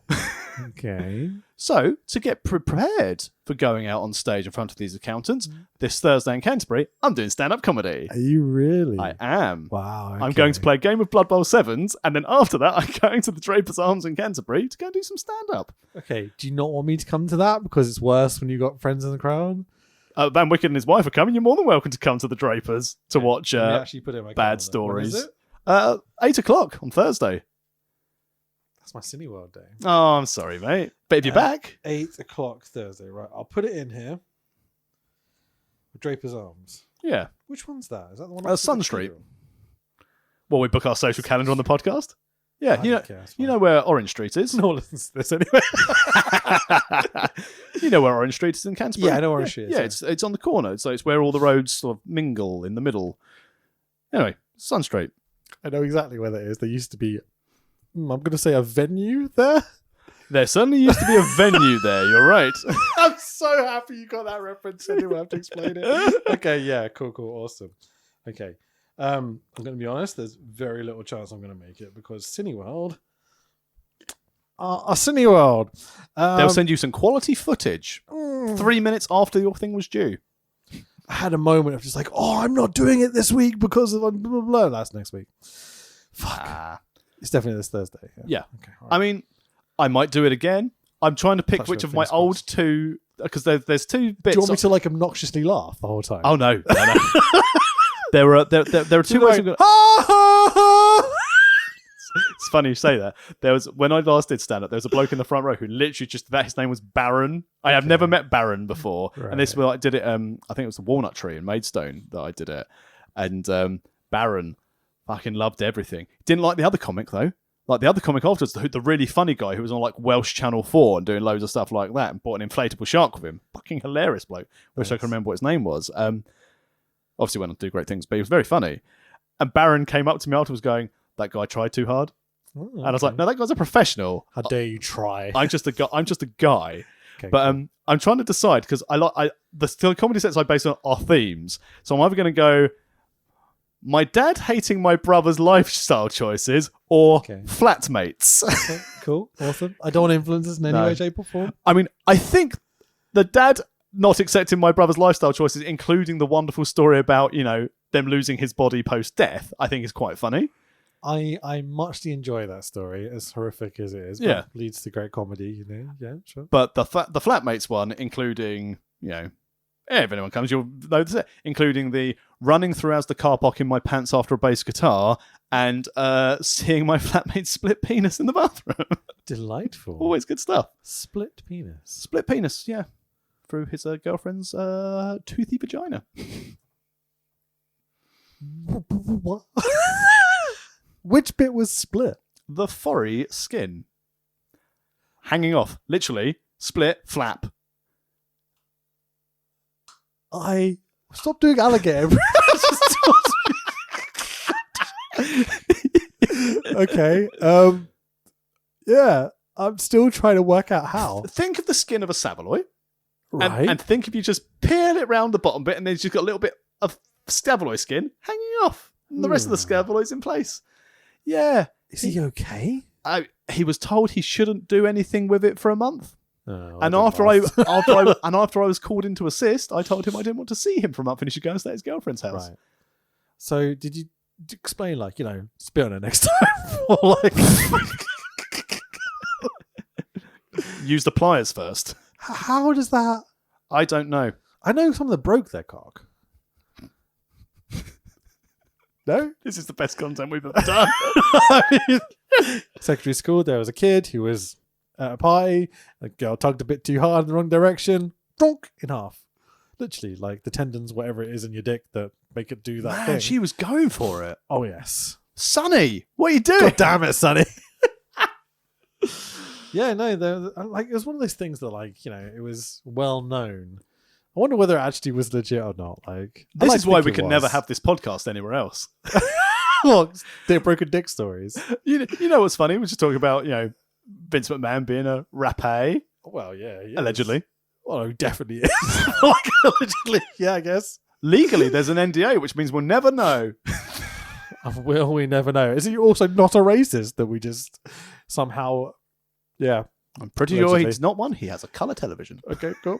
Shawn talks about the good and the bad side, the performance being the most important part. I'm like, kayfabe much? Yep.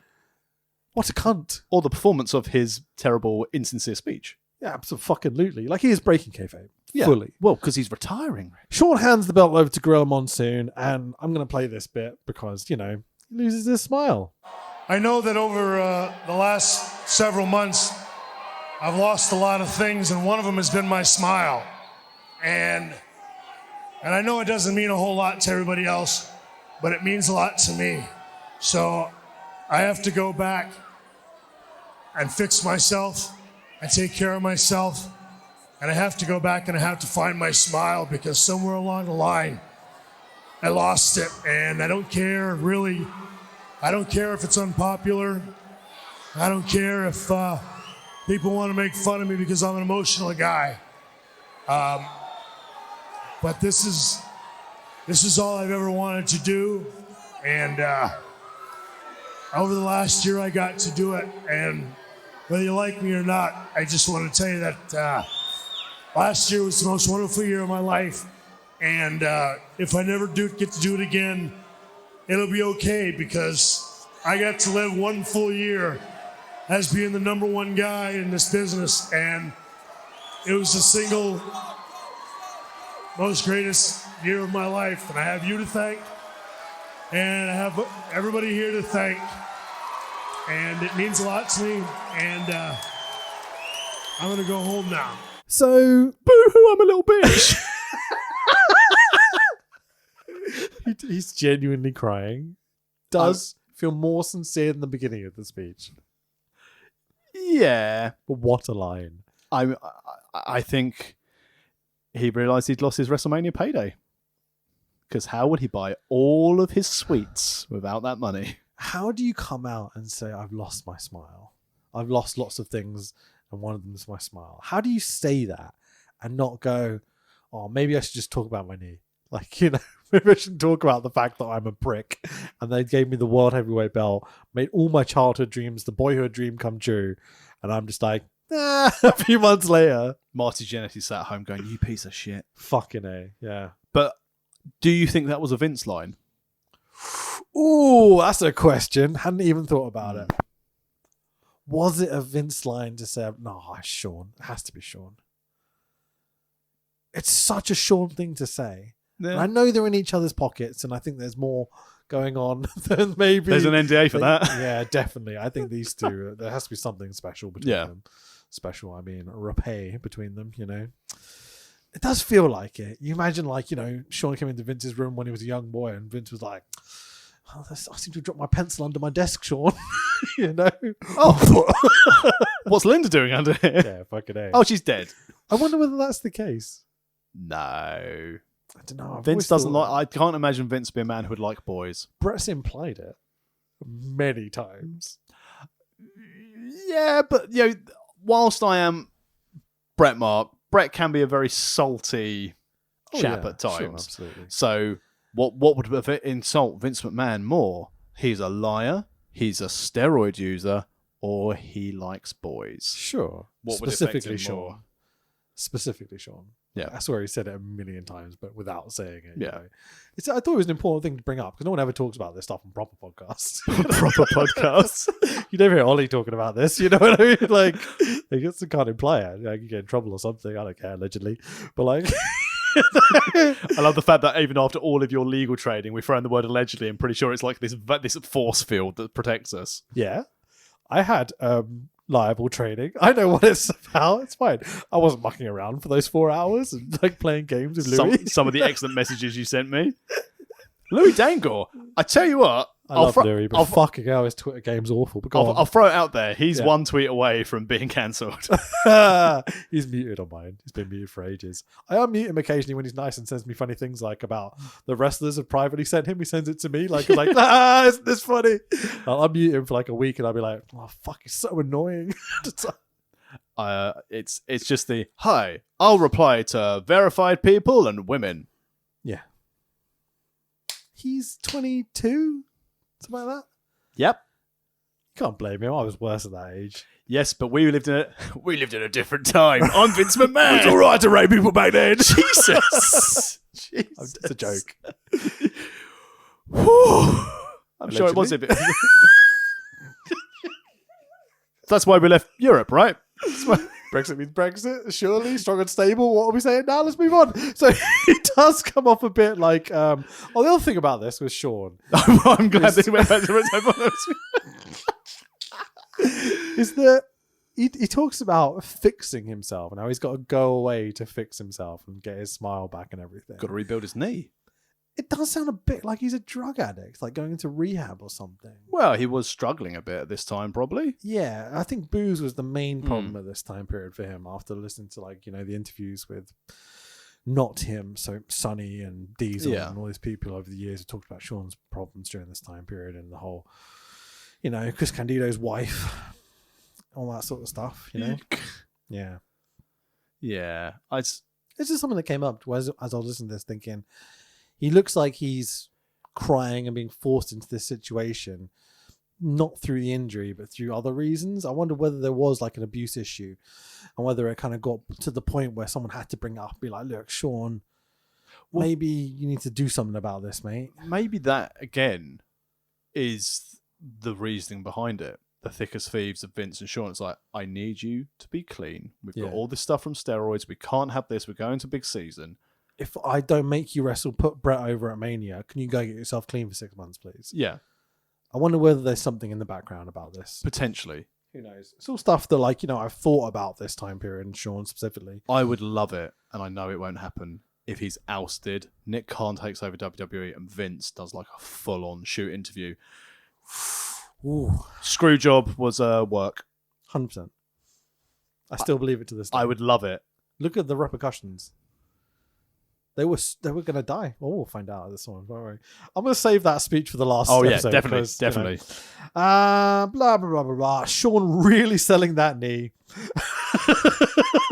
Which one this time? So the bit where they get to the end and everyone gets a hug and Shawn cries. Goes round the outside of the ring. And the fans kind of hold on to Shawn and he gets angry and shoves his arm away and grabs his knee and is like, oh, it hurts, daddy. It's like he's really, really working for what it looks like to me. Yeah. But he did take his time, shaking hands with everyone on commentary and stuff like that. Even Fink got a hug at ringside. Yeah. Fink never gets acknowledged at ringside by the wrestlers. Yeah.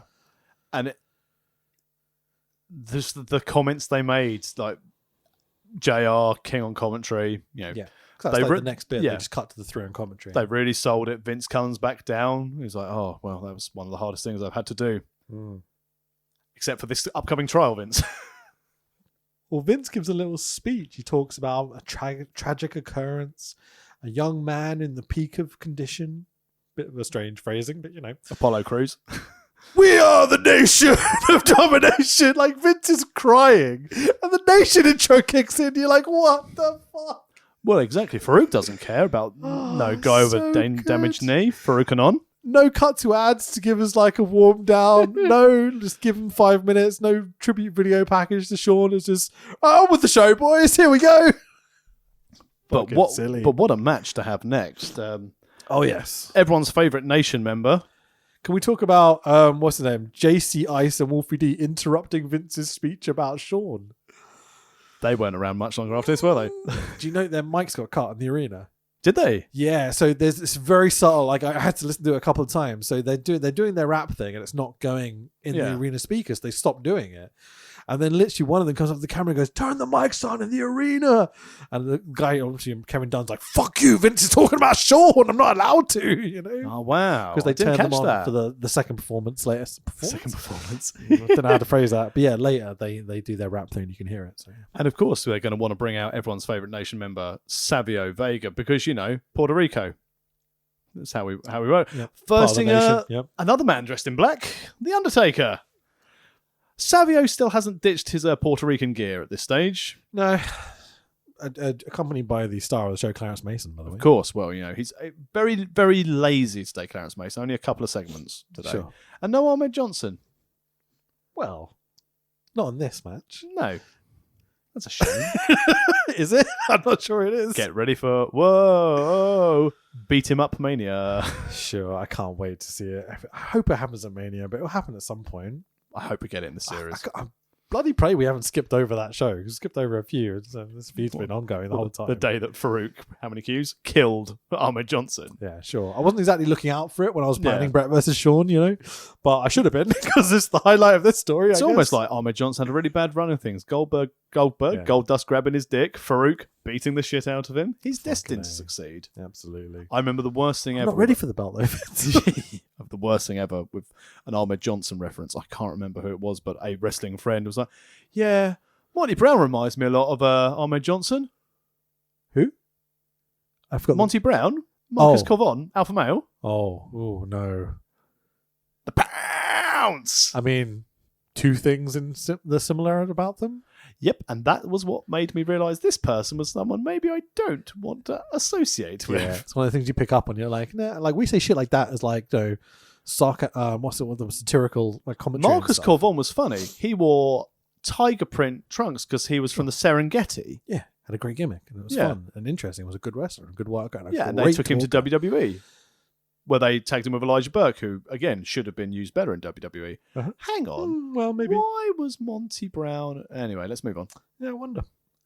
But Vince is a dickhead apparently. What a surprise! 2022. Vince hates talent. Only took 25 years for the rest of the world to figure out what was going on. I bet I know who leaked it. Nick Khan was going through those legal documents like, Steph, she's not just backup CEO, it's me. But that's the business plan though. And I think like Ollie touched on this as well in one of his videos. Yeah. Till he pointed out, I hadn't even thought about it. Nick Khan isn't going to take that job because it's a poison chalice. Get the next one out of the way. Nick Khan will then take over as president. Well, he's already president, but he'll be CEO of the big boys. Wouldn't it be amazing if like that's what they're planning? Steph fills in while they have this case going on because she's a woman, everything else. But this is what the shareholders want. Vince has lost it. Yeah. Steph can't do her job because she can't hit her targets. Allegedly.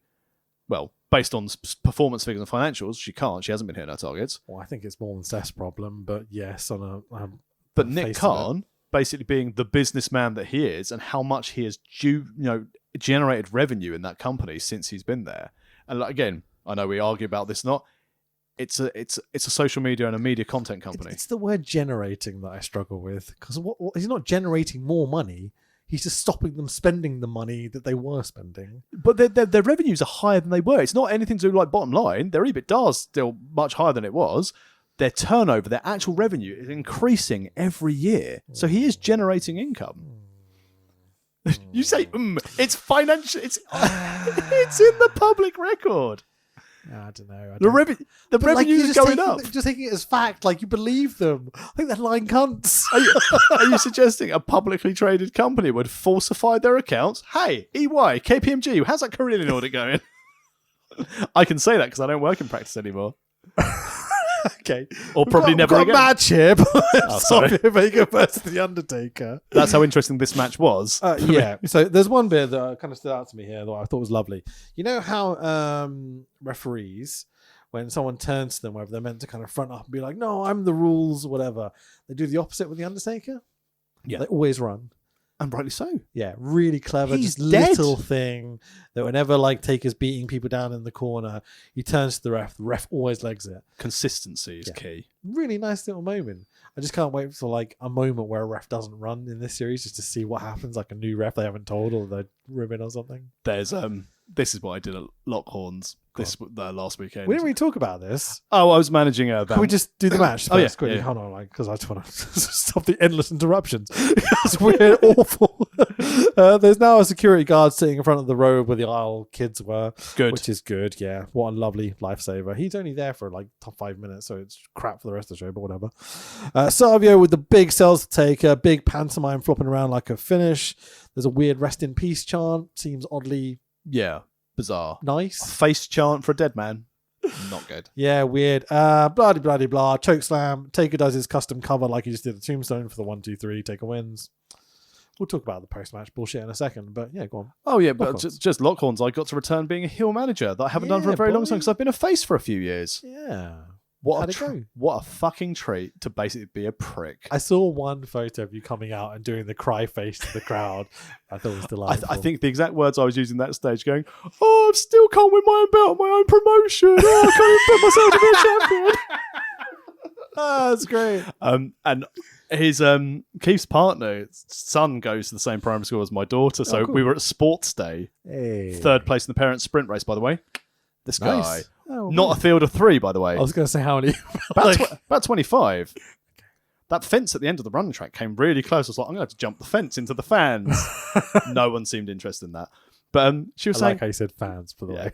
She said to me, she's like, oh, you were really funny with all the stuff you were saying. The worst thing is, most of it was true. I think such promos such as, you're dangerous in the ring, Chaos. You almost broke Van Wicked's leg. You almost broke my back. That's why we're going to have a British rules match because you're too dangerous. You've only booked a promotion because you've only started promoting because you couldn't get booked anywhere else.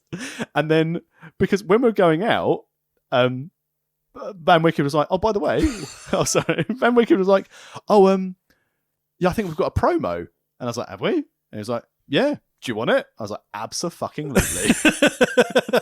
And then I started doing things like going, we're the greatest heavyweight champion this promotion's ever seen. And Matt was like, I am. I was like, yeah, we are. We are. and the worst thing was, right, Chaos hadn't told Voltage he was going to be his corner man. And I said to Voltage, I was like, so do you want to talk through what we're going to do during this match? I'm not wrestling you, am I? No, Jacob. We're in the title match, yeah? And he hadn't been told. And then Chaos is standing at Gorilla and he shouts going, Voltage! Voltage! And Jacob's like, yeah, my music's playing. And Jake went, oh, have a good match, mate. But rightly so. Yeah. Because me and Matt were at Gorilla waiting to go out first, and they played Keith's music. And I was like, good, because the champion goes out fucking last. Well, yeah, absolutely. Rightly so. Yeah, sure. So I did my promo, did my manager stick, Yeah. ignored the referee completely. Hot shot that belt, by the way. 2 shows, 2 changes. Fucking car crash booking. Wrestling. But my favourite one was the whole, I'm not going to be a chicken shit manager anymore. I'm going to be a tough guy, including Voltage came and got in my face and pushed him over. Did he know this was coming? No. Okay, cool. I'm not going to lie. I had a lovely time. That sounds like fun. Being a dickhead heel manager again. Vega, Vincible, Aces were all in the front row booing. Ah, cool. I even shouted out going, who's this guy? Plants in the crowd, stunt grannies, stunt Vincible. Van Wicken had a lovely time. But yeah, so wrestling, shit in it. Yeah, I mean, it's all right. Has its peaks and has its troughs, But yeah, I love working with Jacob. It's been fun. But yeah, heel manager's good. But you know what is funny? There were no shenanigans after mine and Van Wicked's match, but there were shenanigans There's here. no need for these professional transitions. Fuck you, Voltage. A post-match after Taker wins, clean as fuck. Nation of Domination jump Taker. Ahmed Johnson out for the save. Yay! He's our hero. So obviously the Nation of Domination surround Ahmed and beat him down. So Taker gets his sitting up spot because who has to be the savior here? Obviously it has to be the Undertaker. If we go together, we'll get them. If you go now, you go alone. Oh, Sure. well, they're going to be a lovely tag team together, these two. Yeah, God forbid a black gentleman get over in Vince's promotion. You know what I mean? Fucking hell. Goozles and chokeslams for everyone. Rat boys are sad. Yeah. I mean, this isn't helping Ahmed Johnson because so far he's been beaten off the Nation all by himself. You pulled one of them off the aprons. But now he needs a friend to help beat them off. Sure. And of all those friends, he's found a Working them corpse. stiff, yeah. Working them stiff. Keep going. Got to penetrate. Penetrate in the back, baby. Nice and clean. I don't know where that came from. Did he spit on it first? Not even an innuendo. Ahmed and Take a Clean House. Big pops. Boston loves some Ahmed Johnson. Whoa. Everyone loves Johnson. I love Boston. I love Johnson. Glass smash. Fink's music goes nuts as he intros a mean mugging Stone Cold Steve Austin. Fink's. I don't know why I just thought they're going, glass shatters, Fink's music plays. I was like, what's happening? His mic's going. as he's introducing Stone Cold. It goes on for about like 2-3 minutes. Oh, I wish they'd let Fink come out to Austin's music. I love things so much. But after It's a Austin's blessing having entrance, an we get a little announcement, don't we? We do. So Doc Hendricks in an interview with Gorilla, is that the bit you're talking about? Yeah, Okay, lovely cool. gorilla. Absolutely. So Gorilla's cutting a promo to Doc, puts over. He hasn't got a different name, by the way, Doc, does he? No, it's definitely just Doc Hendricks. Still Doc Hendricks. Good. I love that he's got this legendary career. We're like, Doc Hendricks. We made him ourselves. It's what I remember as a kid. That's how I was introduced Doc to him. Hendricks. I didn't know any of this other stuff. No. I'm not even going to say the name. It puts over the so Gorilla putting over the vital 4-way match at the pay-per-view. Sid gets a shot at whoever wins the main event at Vagisil 4 this Sunday. Nice. I could get the name wrong, so I'm like, fuck it. Love it. So yeah, Sid was guaranteed a title shot, He was supposed to be fighting Michaels for the belt. but because there's the 4-way for the belt now Yeah, so between Vader, Austin, Taker, and Brett. of course. Wow, almost forgot the Brett! actual Brett. So we get Stone Cold Steve Austin versus Psycho Sid. We get this big old babyface pop. For Do these Sid and his guys not pyro. know? Did they not discuss what they're wearing before coming out to the ring? Both in fucking black trunks. A big section complaining about really? the gear. Yeah. So JR mentions, what about Sid versus Taker at the pay-per-view? And Vince goes, whoa! Because he's like, stop giving it away, JR! Stop ruining Mania 13, you piece of shit. Exactly, yeah, sure. Allegedly. Austin jumps Sid. Can he do that, Joey? Austin low blows Sid in front of the referee to start the match. Can he do that, Joey? Apparently fucking he can. Crowd start to chant for Austin almost immediately. And I'm like, Sid's babyface did not last against Austin. No. It was 2 seconds. And they were like, Austin! Well, that's the thing, though. This is the beginning of the end because Austin's too cool. This is heel Austin still. Yeah. The crowd love him. Exactly. And Sid was supposed to be facing face Shawn Michaels for the belt. Yeah. No fucking sense. It's almost like when we get to the main event, when we get to the tag team title match, we've also got 2 heel teams against each other. It's almost like it was set up for our champion to vacate the belt, Tax. It's all very suspect. Very convenient having those 4 main eventers in a match. At the next pay-per-view, the week after. But they're only in that match now for yeah, interesting. Yeah. So I was watching the show going, But hang on, haven't we forgotten that Steve Austin won the Rumble as #1 contender for a main event shot at WrestleMania? wasn't that the case? We seem to have forgotten all of I seem this. to remember there was something about that being a stipulation at Royal Rumble. However, literally as I say that, I wonder if we've missed an episode where there's shady shenanigans where because Austin cheated, he's been stripped of the main event. Because we've missed a few Raws, haven't we, since the Rumble? I wonder if some shenanigans, because they've not mentioned it at all. So I wonder if that's what's happened. Again, tweet us at World of Rest Pod. We'll definitely listen because we're too lazy to remember to do this and Google this later. Absolutely. Almost everyone on this card has been wearing black trunks or tights. Almost everyone, apart from Ahmed. And the and headbangers. Oh, and Aldo Montoya. Yeah. All the people that matter are still wearing black trunks or black tights. Yeah, the people I remember seeing their gear. and Aldo Montoya. These two, Sid and Steve, are literally wearing the same gear. Yeah. Black trunks, black knee pads, black boots. The only thing that's different is the wrist tape. Costco. Guys. Has Sid not got the blue pants backstage? He's supposed to be face. That's more face, you know? Sid Justice pants. I understand the wanting to be cool, wanting to wear black, etc. It's of the time period. It helps Austin get over, change the character, etc., etc. But we're not gonna mistake Sid for fucking Steve Austin, are we? Too many S's, sorry. But come on. Yeah, it's at least they've both got deceptive hairstyles. Yeah, one's got hair. Yeah, hairstyles. Kind of. Can you call that hair? That's how people tell us apart. But fuck that shit. Here's Brett to beat up Austin. The winner is because Shawn's out now, so Brett's got to beat someone else up. Of course, yeah. And also, it's like we suddenly remembered the main focus on the Rumble is Brett and Austin. Yeah. It's great. To be fair, last week it was there, but it was like a moment, then we're straight back to Shawn and Brett. Yeah.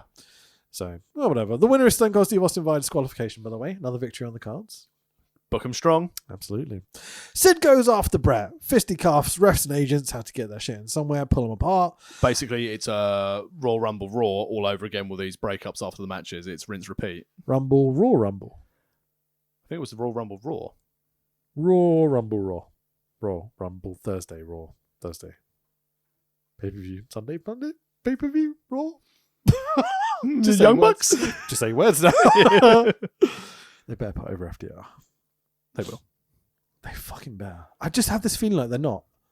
Can you imagine having this opportunity with FTR with all the fucking, Especially Ultimo Dragon AAA and IWGP belts. together at the same time? Just We can throw the work CM together, double Ls on, guys. it gets a bit weird. Fuck me, can you imagine? You can easily give them the PWG. Take 2 seconds. Excalibur's like, yeah, okay, definitely. You know what I mean? Give them the Rev Pro. It's all. NWA. Give them the NWA. Okay. Billy Corgan, love it. And then give them the AEW.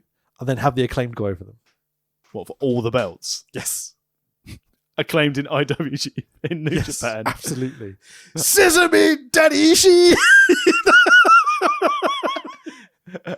And then Bowens would go, I'm pretty sure at one point they called him Ishii. Yeah, fucking A. I love that. I think it was Jay White on commentary was talking about the Ishii injury. Yeah. And he went, yeah, Ishii is injured. And I was like, oh, he didn't add the extra I because he actually understands. Yeah. Oh, that's good stuff. Fucking Western crowds are stupid, aren't they? Vince on commentary interviews stupid Vader. Manager Paul Bearer is also there. Vader cuts an awful promo. Can't say the words Weeks or Stone Cold Steve Austin. He goes, whoops. And Stone Cold Austin. Who the man? What time is it? Vader time. Yeah. What a shitty promo. Brilliant. And you had Paul Bearer there. Yeah, absolutely. Can Vader just shut up and just be a big scary man, please? 'Cause Basically, Vince did this going, you fucked up my champion. Here's a microphone. Yeah. Kill your career some more. Absolutely. Stupid Vader. Real shame. Like, Vader just never hit in WWE. Mate, Brett's that lying match about with Vader. that match with Taker at the last pay-per-view at the Rumble was just dog shit. Sorry, I'm being distracted. I lost some place in my notes. What did you just say? The match at the pay-per-view between Vader and Undertaker. Like, Vader's run in WWE, it's been absolute dog shit. Don't remember.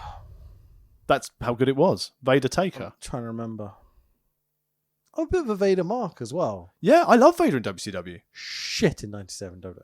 Yeah. Really shit. And again, as I've said from day dot, I love Vader. I would always pick Bam Bam over Vader. Yeah, absolutely. Again, just completely misused guy. Yeah. Should have been World Heavyweight Champion. Main event of WrestleMania. Punk hasn't. Yeah. Wow. That's quite a statement, isn't it? The Miz has the main event. Bro, Lawrence he's won Taylor against John Cena in the main event of WrestleMania. Yeah. With a concussion. Disgusting. Right. Bloody blah. Still haven't lost a Western Union spot. Blah. Replay of Shawn from earlier tonight. But fuck that shit. We are the nation of domination. Here we go again. JC and Wolfie D get their rap thing this time, but they get cut off midstream. It's really funny. Good. They're like, we are the nation, summonation. And they're just like, oh, the music's ended. Oh. We can't freestyle. We're not the Acclaimed. It's very sad. They look so sad that they can't finish their little rap. They rehearsed it for ages because they're not wrestling. So like, hey, this one will get over. Kevin Dunn's like, you're not going to be here next week to turn this off. You get to be beaten up by Ahmed Johnson. Yeah, fucking A. WWF World Heavyweight Tag Team title match of Owen Hart and the Bulldog, the current champions. Fuck me, they're amazingly good in this time period. Lovely heel tag team champions. Versus the Nation of Domination. Lovely heel. Wait, what? Heel tag team challenges of Crush and for how many Qs are there? With Clarence Mason, JC Ice, and Wolfie D.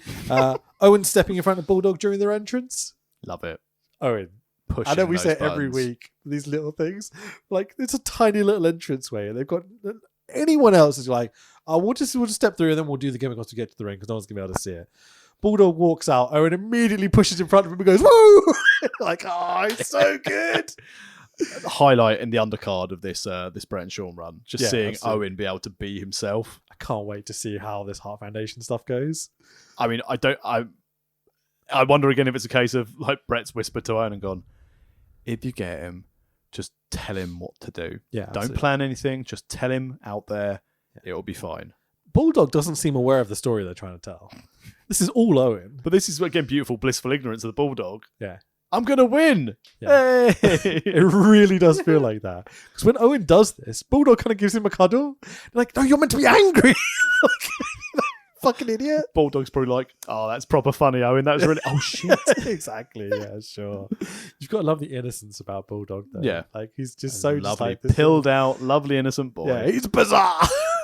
Hi, we've got Harry Smith. Welcome back to WWE. We've signed you. Oh yeah, you're gone. Sure. Wait Already. a minute. Haven't you not worked any matches? No. I saw the NWA Power advertisement. It's got him on it. Yeah. It's got Myers and it's got Chelsea, like a few other people. And I'm like, it's nice they've stepped away from the James Storm. Yeah, that collection like of the Zack people, Ryder, Mr. Anderson and stuff, the you Zack Ryder Championship run in NWA. It's been beautifully done. Really lovely stuff. Really, really I'm good. very tempted to tune into that show a bit more. Oh, mate, Power is really good. Yeah, really they good. really like revamped that roster a little bit because it got a little stale already for me. You've still got like Trevor Murdoch's heavyweight champion again, Right. Which is it's just like proper NWA style stuff. It's like, oh well, trained by Harley Race, of course we'll put it on Sure. Trevor Murdoch, but. Yeah, you've got that. You've Did got he cut a promo and go doo-ba-doo-ba-doo as well? promos are excellent. Obviously, you've got. I was about to say you've got Tony Storm. You've got Tim Storm. Still Storm, knocking yeah, around sure. in there. Pope's still doing good stuff. So the answer to my question is no. No, genuinely, like the roster itself. So like the women's division there, like Camille is still an awesome talent. Cool. Be I've only seen interesting to bits see and her versus Jade. Okay. Because of the size and everything. Yeah, I think it'd be a really good visual for that. But yeah, NWA. They the first series of Power was fantastic. 'Cause they built around like Aldis and Storm and their feud. Sure. And it died off a little bit once they stopped using Dokken as the entrance theme. Yeah. Ruined it That's for that. me. But and now when they've got Velvet Sky on commentary, Okay. which is genuinely not bad. All right. Cool. Since she split up with Bubba Ray, I've got a lot of respect for Velvet Sky. Sure. Yeah. Want to make jokes? Let the pigeons loose. Yeah, sure. Sonny? Sure. So Owen and Crush with Samoan Joe dick on his face to start. He's got Samoa Joe's dick on his face. Yeah. They're like the little Yeah. painted on, I was making Joe's a dick, penis right? joke, but yeah, dick. Oh yeah. Cross wires here. Across the street. Sesame daddy ass. Commentary is still going on about Shawn. They literally, this is all night. They just won't stop talking about Shawn. Understandably, but It's a tag team title match between two fantastic face and heel. Oh shit! heel Heel. teams. Mate, Bulldog and Owen are just working babyface, Yeah, which is not their gimmick. I love it so much. Oh, it's just like, yeah, get in, do the high spots. Woo, Bulldog. Owen pulling out the wheel kick as a heel. I know, it's so funny.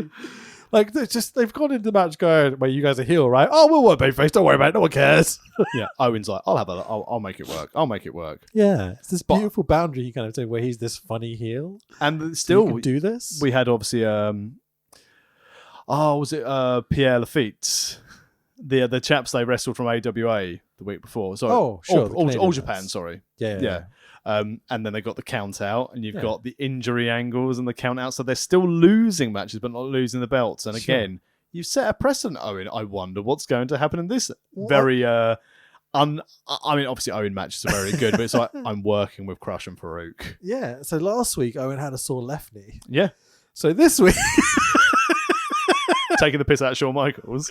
sure. So just to clarify, during the match, Vince intros a Brett picture-in-picture promo where he interviews Brett about Shawn's announcement, and it is a delight. Oh, fuck me, this was great. Brett sighs, takes a deep breath, and goes, "I find it saddening." Just like Brett, not even trying to hide it. Like, so funny. He fucking hates him so much. And it's just like, he gives no shits, man. He's a talented wrestler. Goes on to hear that he's gonna hang him up. It's like, it's a loss for everybody, especially me. I miss out because this cunt is gonna put me over. Main event push gone. He literally says it's a loss for everybody, and then waits and goes, especially me. Like, my belt's meant to be at WrestleMania 13. Where's this cunt going? I put him over at WrestleMania 12. Fuck, Beautiful. It's like Beautiful Bret pissing Hart. pissing on the grave while the dirt's still just put on. You know what I mean? Like, And great. It's great for the flowers. oh, it's fucking hilarious, man. Yeah, Decoded is just going, this little cunt's faking because he didn't want to put me over. Bret's word are empathetic, but he has no empathy for Shawn whatsoever. No. And it was beautiful viewing. Glorious promo. Absolutely amazing. Compared to Shawn's promo earlier in the night where he's like being a little crybaby and bitching about his knee. Bret's like, this fucking prick. Yeah, so long, Shawn. Bye. Yeah, sure. Don't let the door slap you when you're on your way out. It's like he knows he's going to be back in a couple of weeks. Yeah. He's like, he's fucked up Mania plans. But I bet again, Bret's a bit like, okay, I'll get to work Steve now. Yeah. That'd be nice. Sure. So Vince asked Bret about wrestling Vader tonight. Bret's response is he's like wrestling a cement truck. It's quite the statement. Back to the match. Owen has gone full babyface, trying to get Boston the chair for Bulldog. Bulldog gets a room temperature tag to Owen. Like, the crowd just do not give a shit when this hot tag happens. Owen gets thrown to the outside by Crush, and Owen's hurt his right knee this week. Oh no! Owen eventually tries to scramble up the ring, but he keeps falling down because his knee's so sore. Oh, poor Owen. And Owen gets counted out. So the winners are, how many Qs are there? Farouk and Crush, who beat down Bulldog and do a, how would you describe this? The Dominator? Yeah. Where he picks up Bulldog over his shoulder and kind of gently lays him, and Bulldog goes, "Oh no!" He's very gentle. Yeah. But yeah, the Dominator was fantastic. Like, Great this guy's finisher. high as fuck. I'm not slamming him on his head. He ain't gonna wake up if I do. You know. Gently puts him down on his tummy box. Sure. Owen though. Beautiful selling, beautiful storytelling, and consistent storytelling. Absolutely. But again, I've got memories of Mania 13. I don't remember what Owen does, so I'm excited to see where we go. Sure. There's this beautiful moment where Bulldog eventually kind of wakes up and stops selling because Bulldog, you know, it just completely isn't selling the finish whatsoever. Well, he had a nap. Beat down or nothing. Yeah, exactly. This is less than 10 seconds after that's happened. He goes up to Owen, who's walking to the back, and Owen's limping. He's like, "Oh, come help me, Bulldog." So puts his arm over Bulldog, leans him, stops and goes, "Well, hang on," walks back to the ring. Owen picks up his slammies and goes, "I forgot these." Comes back. So good. Not quite the level of like woo behind Bulldog's back like last week, but still playing up the is he injured, is he faking it? Of course he's faking it. And it's the Shawn Michaels work into another work. Yeah. Oh, I've just realised he's doing this on the show where Shawn Michaels retired because of his bad knee. Yep. Bret has been in his ear and been like, do the knee, switch the knee, get the slammies, fake walk. I'd love to hear whether that was a thing. Must be, because I can't imagine. Can't imagine that Owen and Bulldog are like, oh yeah, Shawn, we love them. Sure.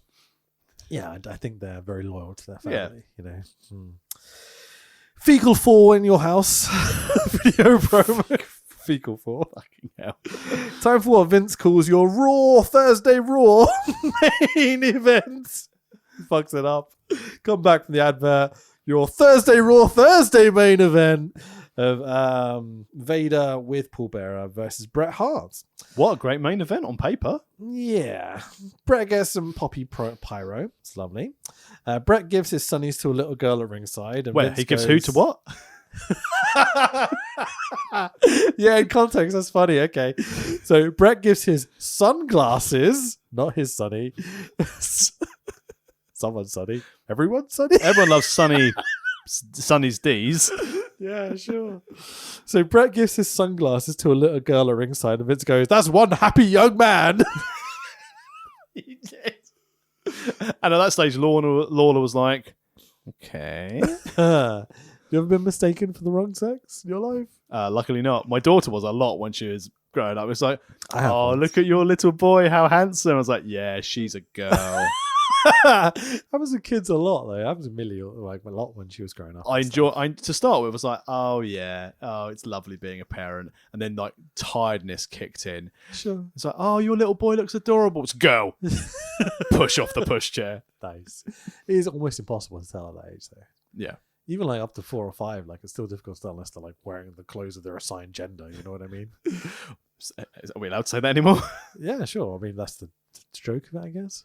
I don't know. Whatever. Fucking ugly kids. Match is about to get started, but a giant purple dong interrupts. It's any number of wrestlers. Sorry, it's just the Undertaker.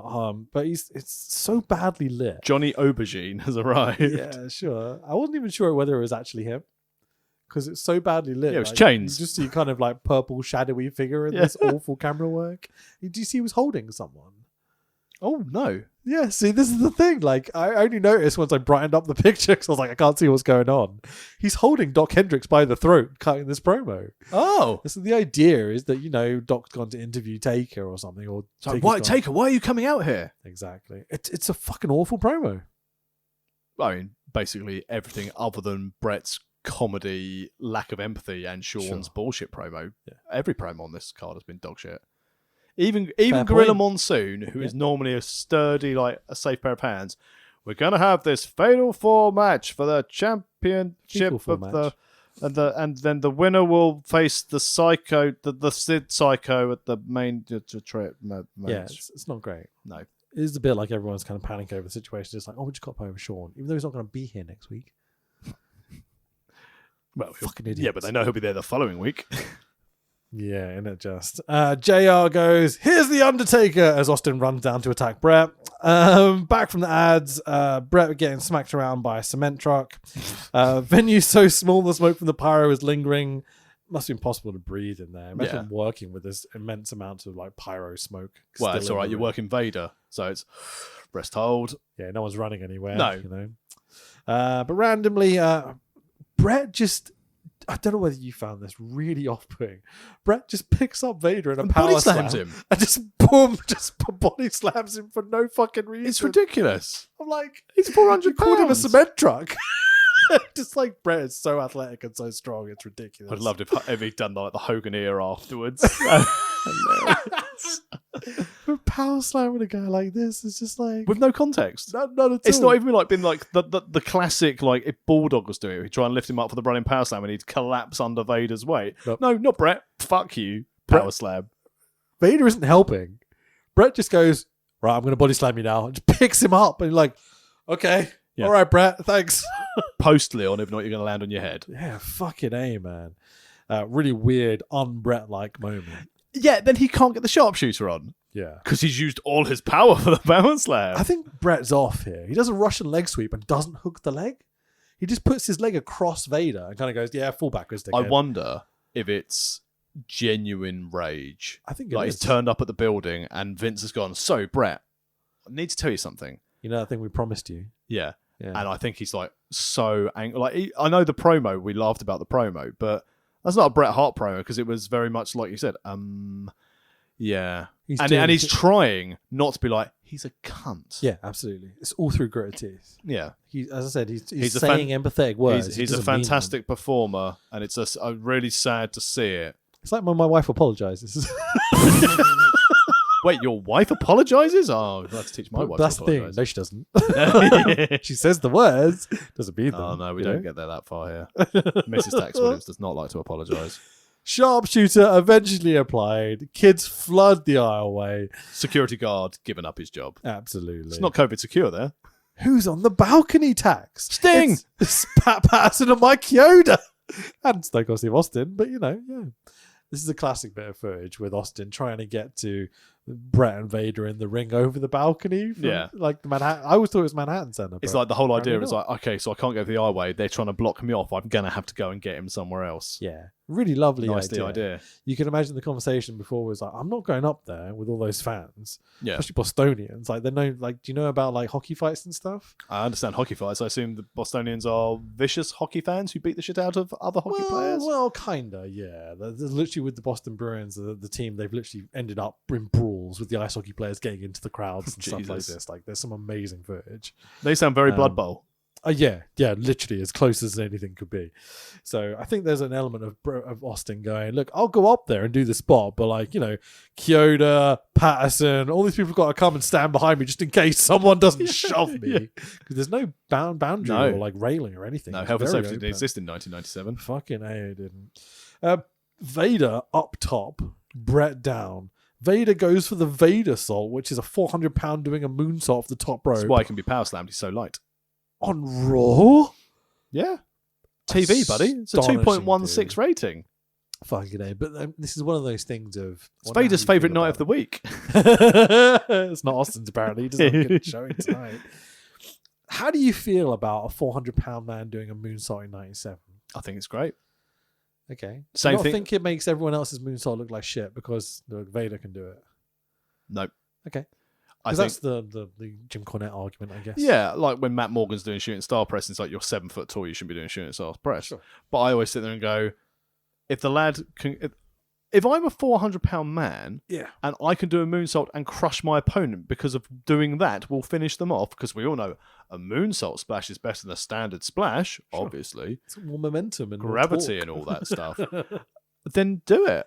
I think, and if it works, that's great. I think it's odd for a heel to do a big move like that, a big spooty high spot move. Especially when the focus is on Austin and Yeah. Brett and Taker and all this sort of stuff. But you're against Bret Hart. You're showcasing your best stuff. Sure. You want to bring, and also it's probably Bret said, and today you're going to do your Vader salt. I'm going to move and I'm going to pin you. Nice. And Vader was like, "Yes, sir. Thanks very much." I love a crash and burn finish. Yeah.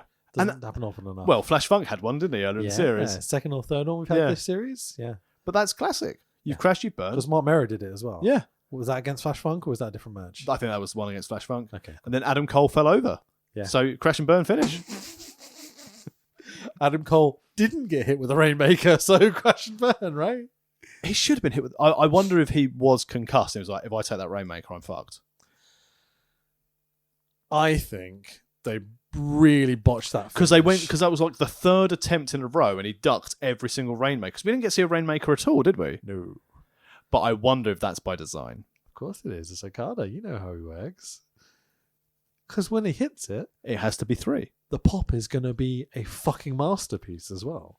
It's going to be a real shame. It's going It's to. not giving you the Rainmaker in a 4-way. This is Okada we're talking about. Like, you got to pay for that shit. It's going to give you a Rainmaker at a non-New Japan show Yeah, sure. where the fans will actually Vader's be able giving away to chant it. moonsaults on Raw. You know, that's why there's a difference. I do like that the AEW camera crew and Okada did his like stretched out arms, did like the camera shot. Yeah, I was like, absolutely, very yeah. good. They Well done. almost forgot. Did you Yeah, catch it? it's a bit delayed. Yeah, the cameraman went, oh shit, I did it really quickly. It's like he's not Yeah. got the New Japan thing down. But again, like, even AEW's very, very good camera work cannot compare to New Japan's. No. New Japan is 20 years of experience on Yeah. all those camera ops. And oh my God, it's shot so uniquely. People don't understand how good New Japan is shot unless you watch it and really pay attention. saying that on this topic, Do you know about the New Japan thing? It's always shot from the perspective of the person taking the abuse. So you're taking the move. So the camera will always be behind the person who's being hit. sensible It's incredibly smart because it makes you empathize with everything that's happening. because you are there. Yeah. With that being said, and we're now sort of nearing the end of this episode, in 97 for Raw, how do you rate their production base? Obviously, you said the video packages were good. Their Yeah. camera work, obviously missing stuff in the ring because obviously there's a lot going on in the crowd. I know, again, they're using their own crew and Nitro using the TNT crew, Yep. obviously. Mhm. 97 Raw, are they up to scratch? For 97, yes. Yeah. The production is missing some things. Lighting is a real issue. Yeah.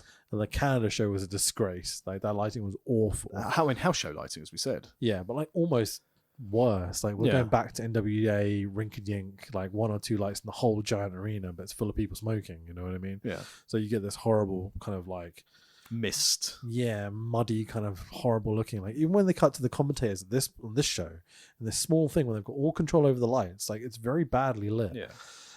So there's issues there, which nowadays the lighting is incredible. Like, LEDs have changed the game Yeah. because you don't have these boiling hot lamps everywhere that boil people's heads off and stuff. It's just these cool lamps that do Yeah. different colors and different scales of lighting with no issues whatsoever. It's really incredible how much it's changed everything. But the camera work is so much better in 97 Yeah. compared to nowadays because they're less Cut. controlled. Yeah. Yeah. But it's not even necessarily the editing, even though that is a big difference. I much With prefer every punch you have to cut because Yeah. that's you're feeling the blow like Or a Hollywood terrible Cut- blockbuster. cutting halfway through a finisher drives me fucking insane. Can you imagine them cutting away from a Stone Cold Stunner in 97? you just wouldn't watch it. No. You'd be like, oh, you can't see the impact. You can't see that move happening. Like, I fucking hate that. 3 cuts during like a finisher there's no need for that in any way, shape, or form. Just find the best angle and keep it on them for like 10 seconds. Let them do the finish, you know. Anyway, but yeah, so the camera crew in 97 are amazing. Like when Taker comes out, they lower the camera.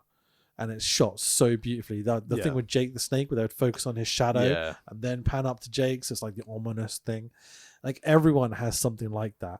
Like when Nation of Domination come out, the camera guy gets in between the guys, and so you feel like there's thousands of them. Yeah, you know. So you come up and it feels like a mosh pit, like you're inside that group. As lame as they are at times, you know. Yeah, but it's all thought about. It's processing rather than just this is how we shoot something. And exactly, and it's that.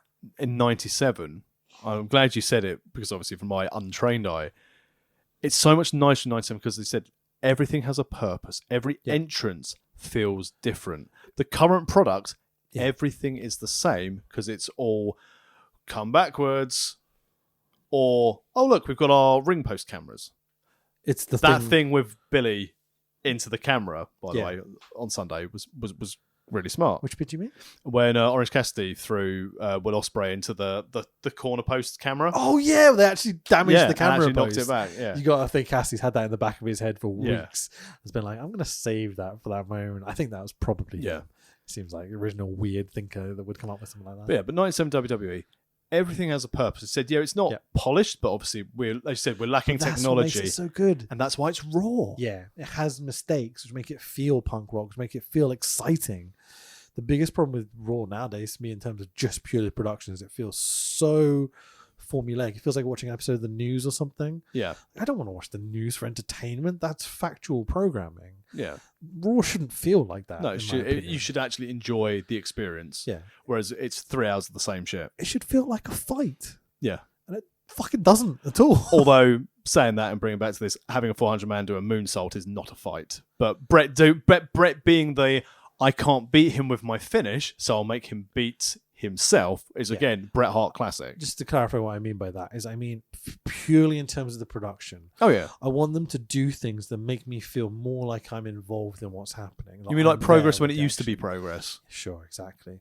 Before they discovered, people had better production and went, oh, we'll just copy this because it doesn't work for them. Oh, I'm sure Briley's really enjoying all that share money after both Jim and Glenn cashed out for a lot more money than he did. Yeah. But learn how to edit, might be helpful.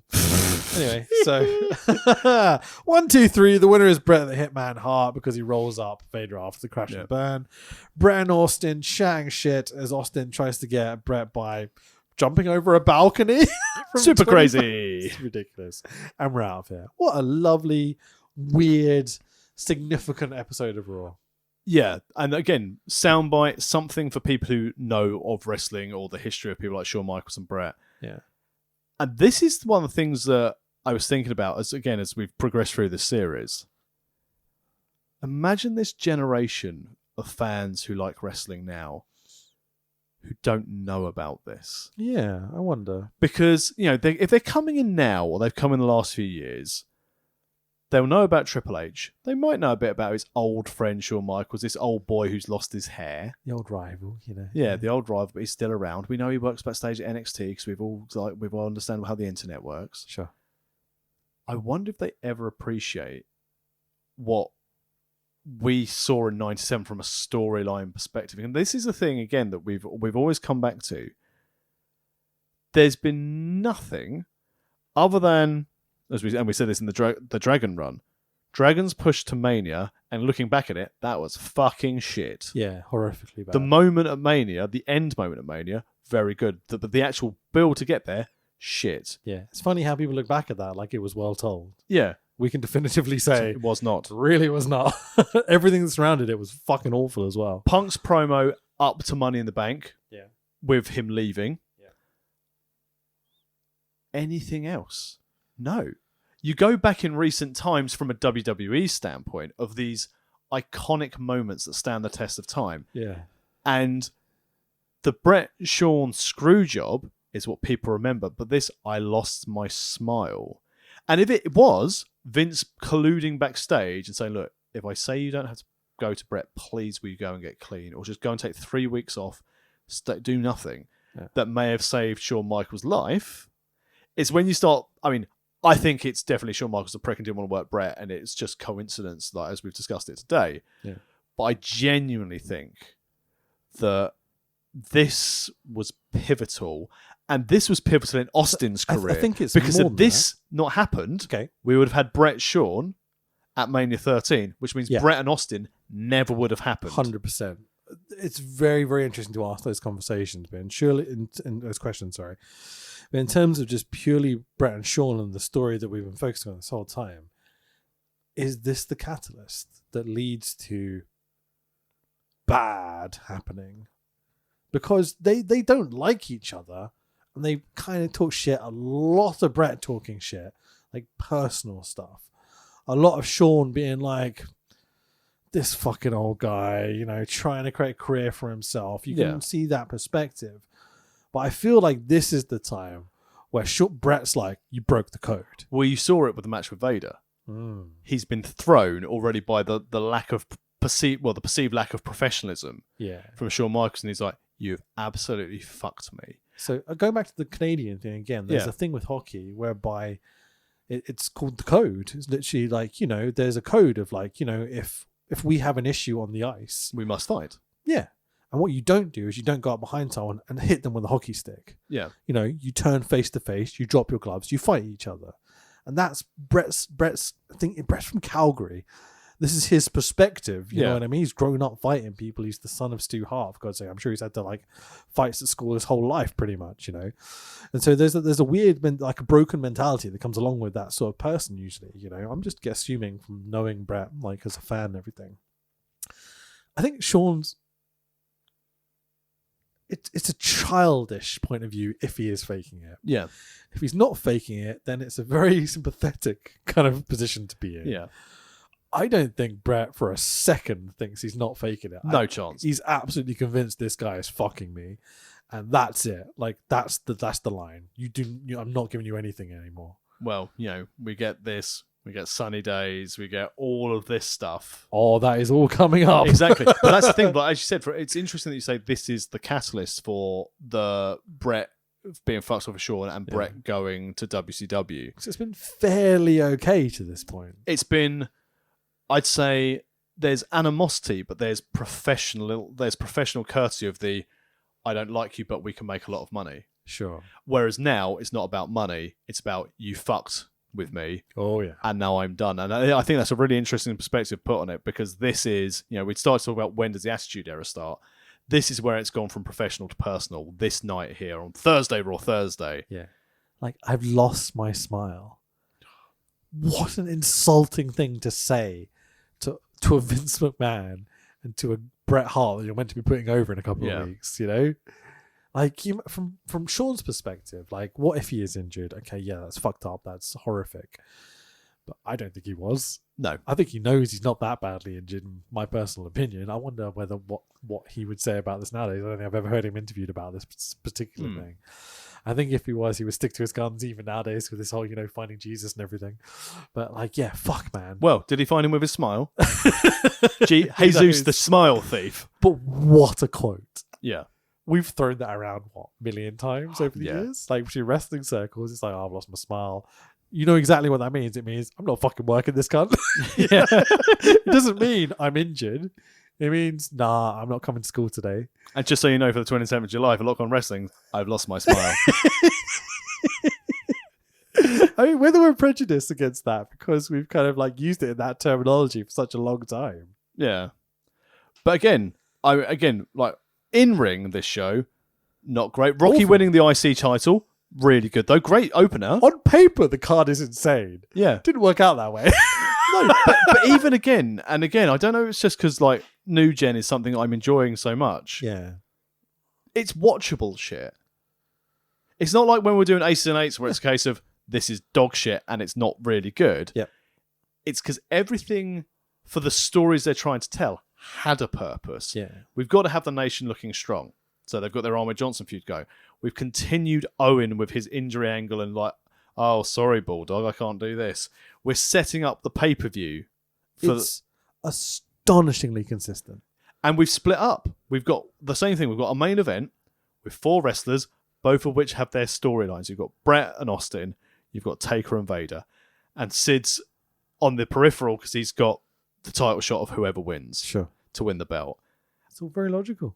Yeah, and logic works. Yep. Again, promo-wise, the promo, obviously, it's iconic. It's a 4 cornflake promo.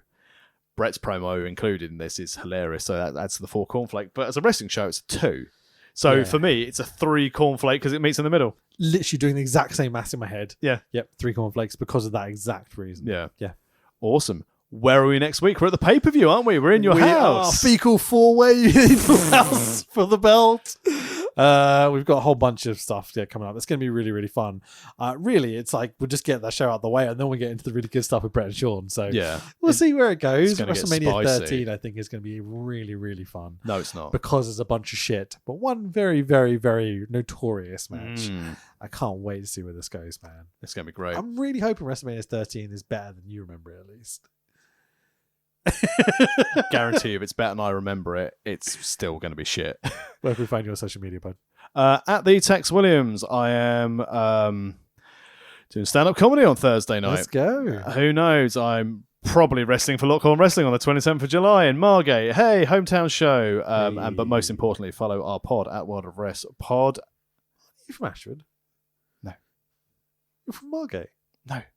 I'm where I live now. I now reside here. It's like Miro. Oh, is that Nashville? okay. I see where you're going with that. Okay, that got me for a second. How dare... I mean, I don't think in the farmland of the marsh we could find a suitable wrestling venue to house like my webbed feet family. They call it Trashford for a reason.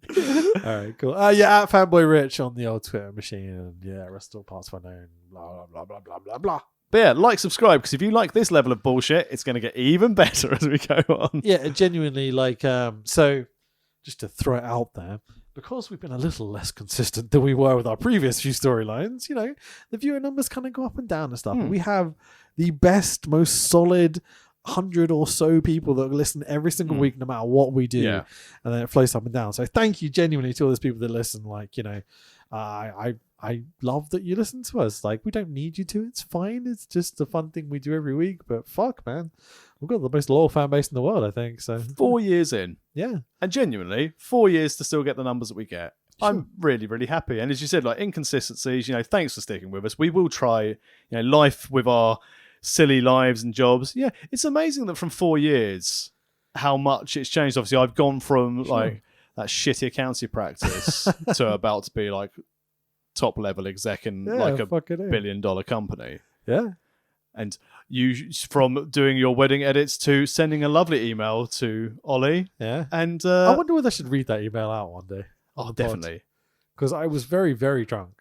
I think, and I'll throw it out there, and he won't do it, we should get Ollie to do a pod, and you should open with that email. Oh, me and Ollie are like, we get on really, really well. Yeah. We could absolutely get Ollie on the pod. Get Ollie to come and do a pod. Get him to pick a show. As long as we don't make him watch wrestling, then he'll be fine. You know, so just to throw it out there, fuck it. We're not Mate, like that. can we get Ollie to do that WCW show with us? Oh, we probably can. Yeah. He would probably watch something like that. He's a very, very busy man. Yeah, of course he is. The company is very expanding, going through lots of changes at the moment. So it's even like my work relationship with him is, can you just talk to Laurie instead of me every time at the moment, which is absolutely fine. Me and Laurie get on. He's the head of my post-production side of the business, right? It's like I don't really communicate with Ollie when it comes to actual business stuff. We just chat about films and shit mostly. But I gave you a little bit of an insight in the pre-prod, I think it was, that the company's kind of split into two sections of people. People that like adore pro wrestling, grew up with it, watch it all, like me, like Tempest, like even Pete and people like that as well. Yeah. There's a side of the business where people that just kind of are on the fringes of wrestling and they like it and all that sort of stuff. I'm saying this very nicely. Yeah. Much nicer than I did earlier. But they're not like the biggest fans in the world and stuff. Ollie is pro res. Yeah. He's one of us. You know, he does so much for British wrestling. He does so much for the wrestling business. And he is emotionally invested as any human being has ever been invested in wrestling. Yeah. Watch that CM Punk moment. The Punk return, I was going to say, Yeah. He cried for like 3 days over that. Oh, amazing. But that's what it means. And that's why I think Wrestle Talk does so well. Because it's run by people who are passionate about it. It's run by fans for fans and stuff like that. I absolutely agree and with also that. for monetary gain. Well, there is that. Because it's a business. Yeah, sure. Awesome. Yeah. Well, pays me my wage, man. I'm not complaining. You know, bought me a 100%. house. Yeah. And at some point, he'll use the correct accounting software. We've got a COO now and everything. Yeah, there you go. Also, Ollie, last thing, I promise. Ollie, officially on emails, everything was always Chief Goofball at WrestleTalk. But he's got a proper corporate title now. He's the CEO. Yes. The best one is Luke comes along. So everyone's got proper management titles now because we had to for like corporate reasons. Of course. So we have a COO, we have a CEO. And then Luke gave his little presentation about new stuff that we've got on the horizon, which I can't spoil, obviously. It's very, very private. But we have new channels and all sorts coming, like in different realms, which is really, really fun. That's probably more than I should say. Fucking hell. Anyway, I'm hoping Dolphins anyone listens to this. I'm awful. I'm worse than Cody in the Bucks. But Luke comes on and he's like, everyone's talking about their new roles, and everyone's got like, I'm head of post-production, I'm line manager, I'm COO, CEO. Luke is our general manager player. I'm going to book this meeting to a tag team match. Exactly. So yeah, we officially have a general manager. Oh, amazing. Well, on the subject times, as of midnight, technically midnight Thursday, Hey, yeah. I am the head of product compliance and industry engagement for my organisation that I work for the UK. That's a title, man. It is Very quite well the done. title. I said to you previously, you've more than earned it, dude. I have certainly logged on occasionally. I mean, I say that and I look at and going, I am so popular. I am 16 minutes late for my 10 o'clock meeting. That's cool. But, Warren, if you're listening to this podcast still, I'll be online shortly. Because we broadcast live? Well, from 4 years, like thinking about it, like when we did the live stuff with the video and the stream as What a well. waste of time that was. Fuck me. And, I'll say what I was going to say off air because I don't want to be rude to people. That's cool. But amazing. Thanks for listening. We'll see you next week for Bye Cool 4. Why am I waving at the microphone? Because it loves you. Bye. Thursday Raw Thursday. Thursday Raw Thursday.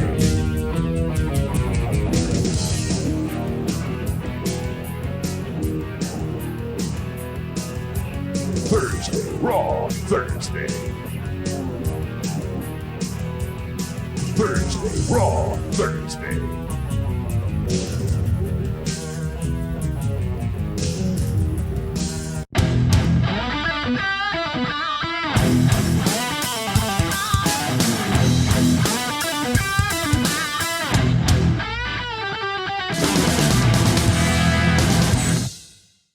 The louder you guys are, the better the wrestlers will perform for you tonight. And that's why I kicked your leg out of your leg.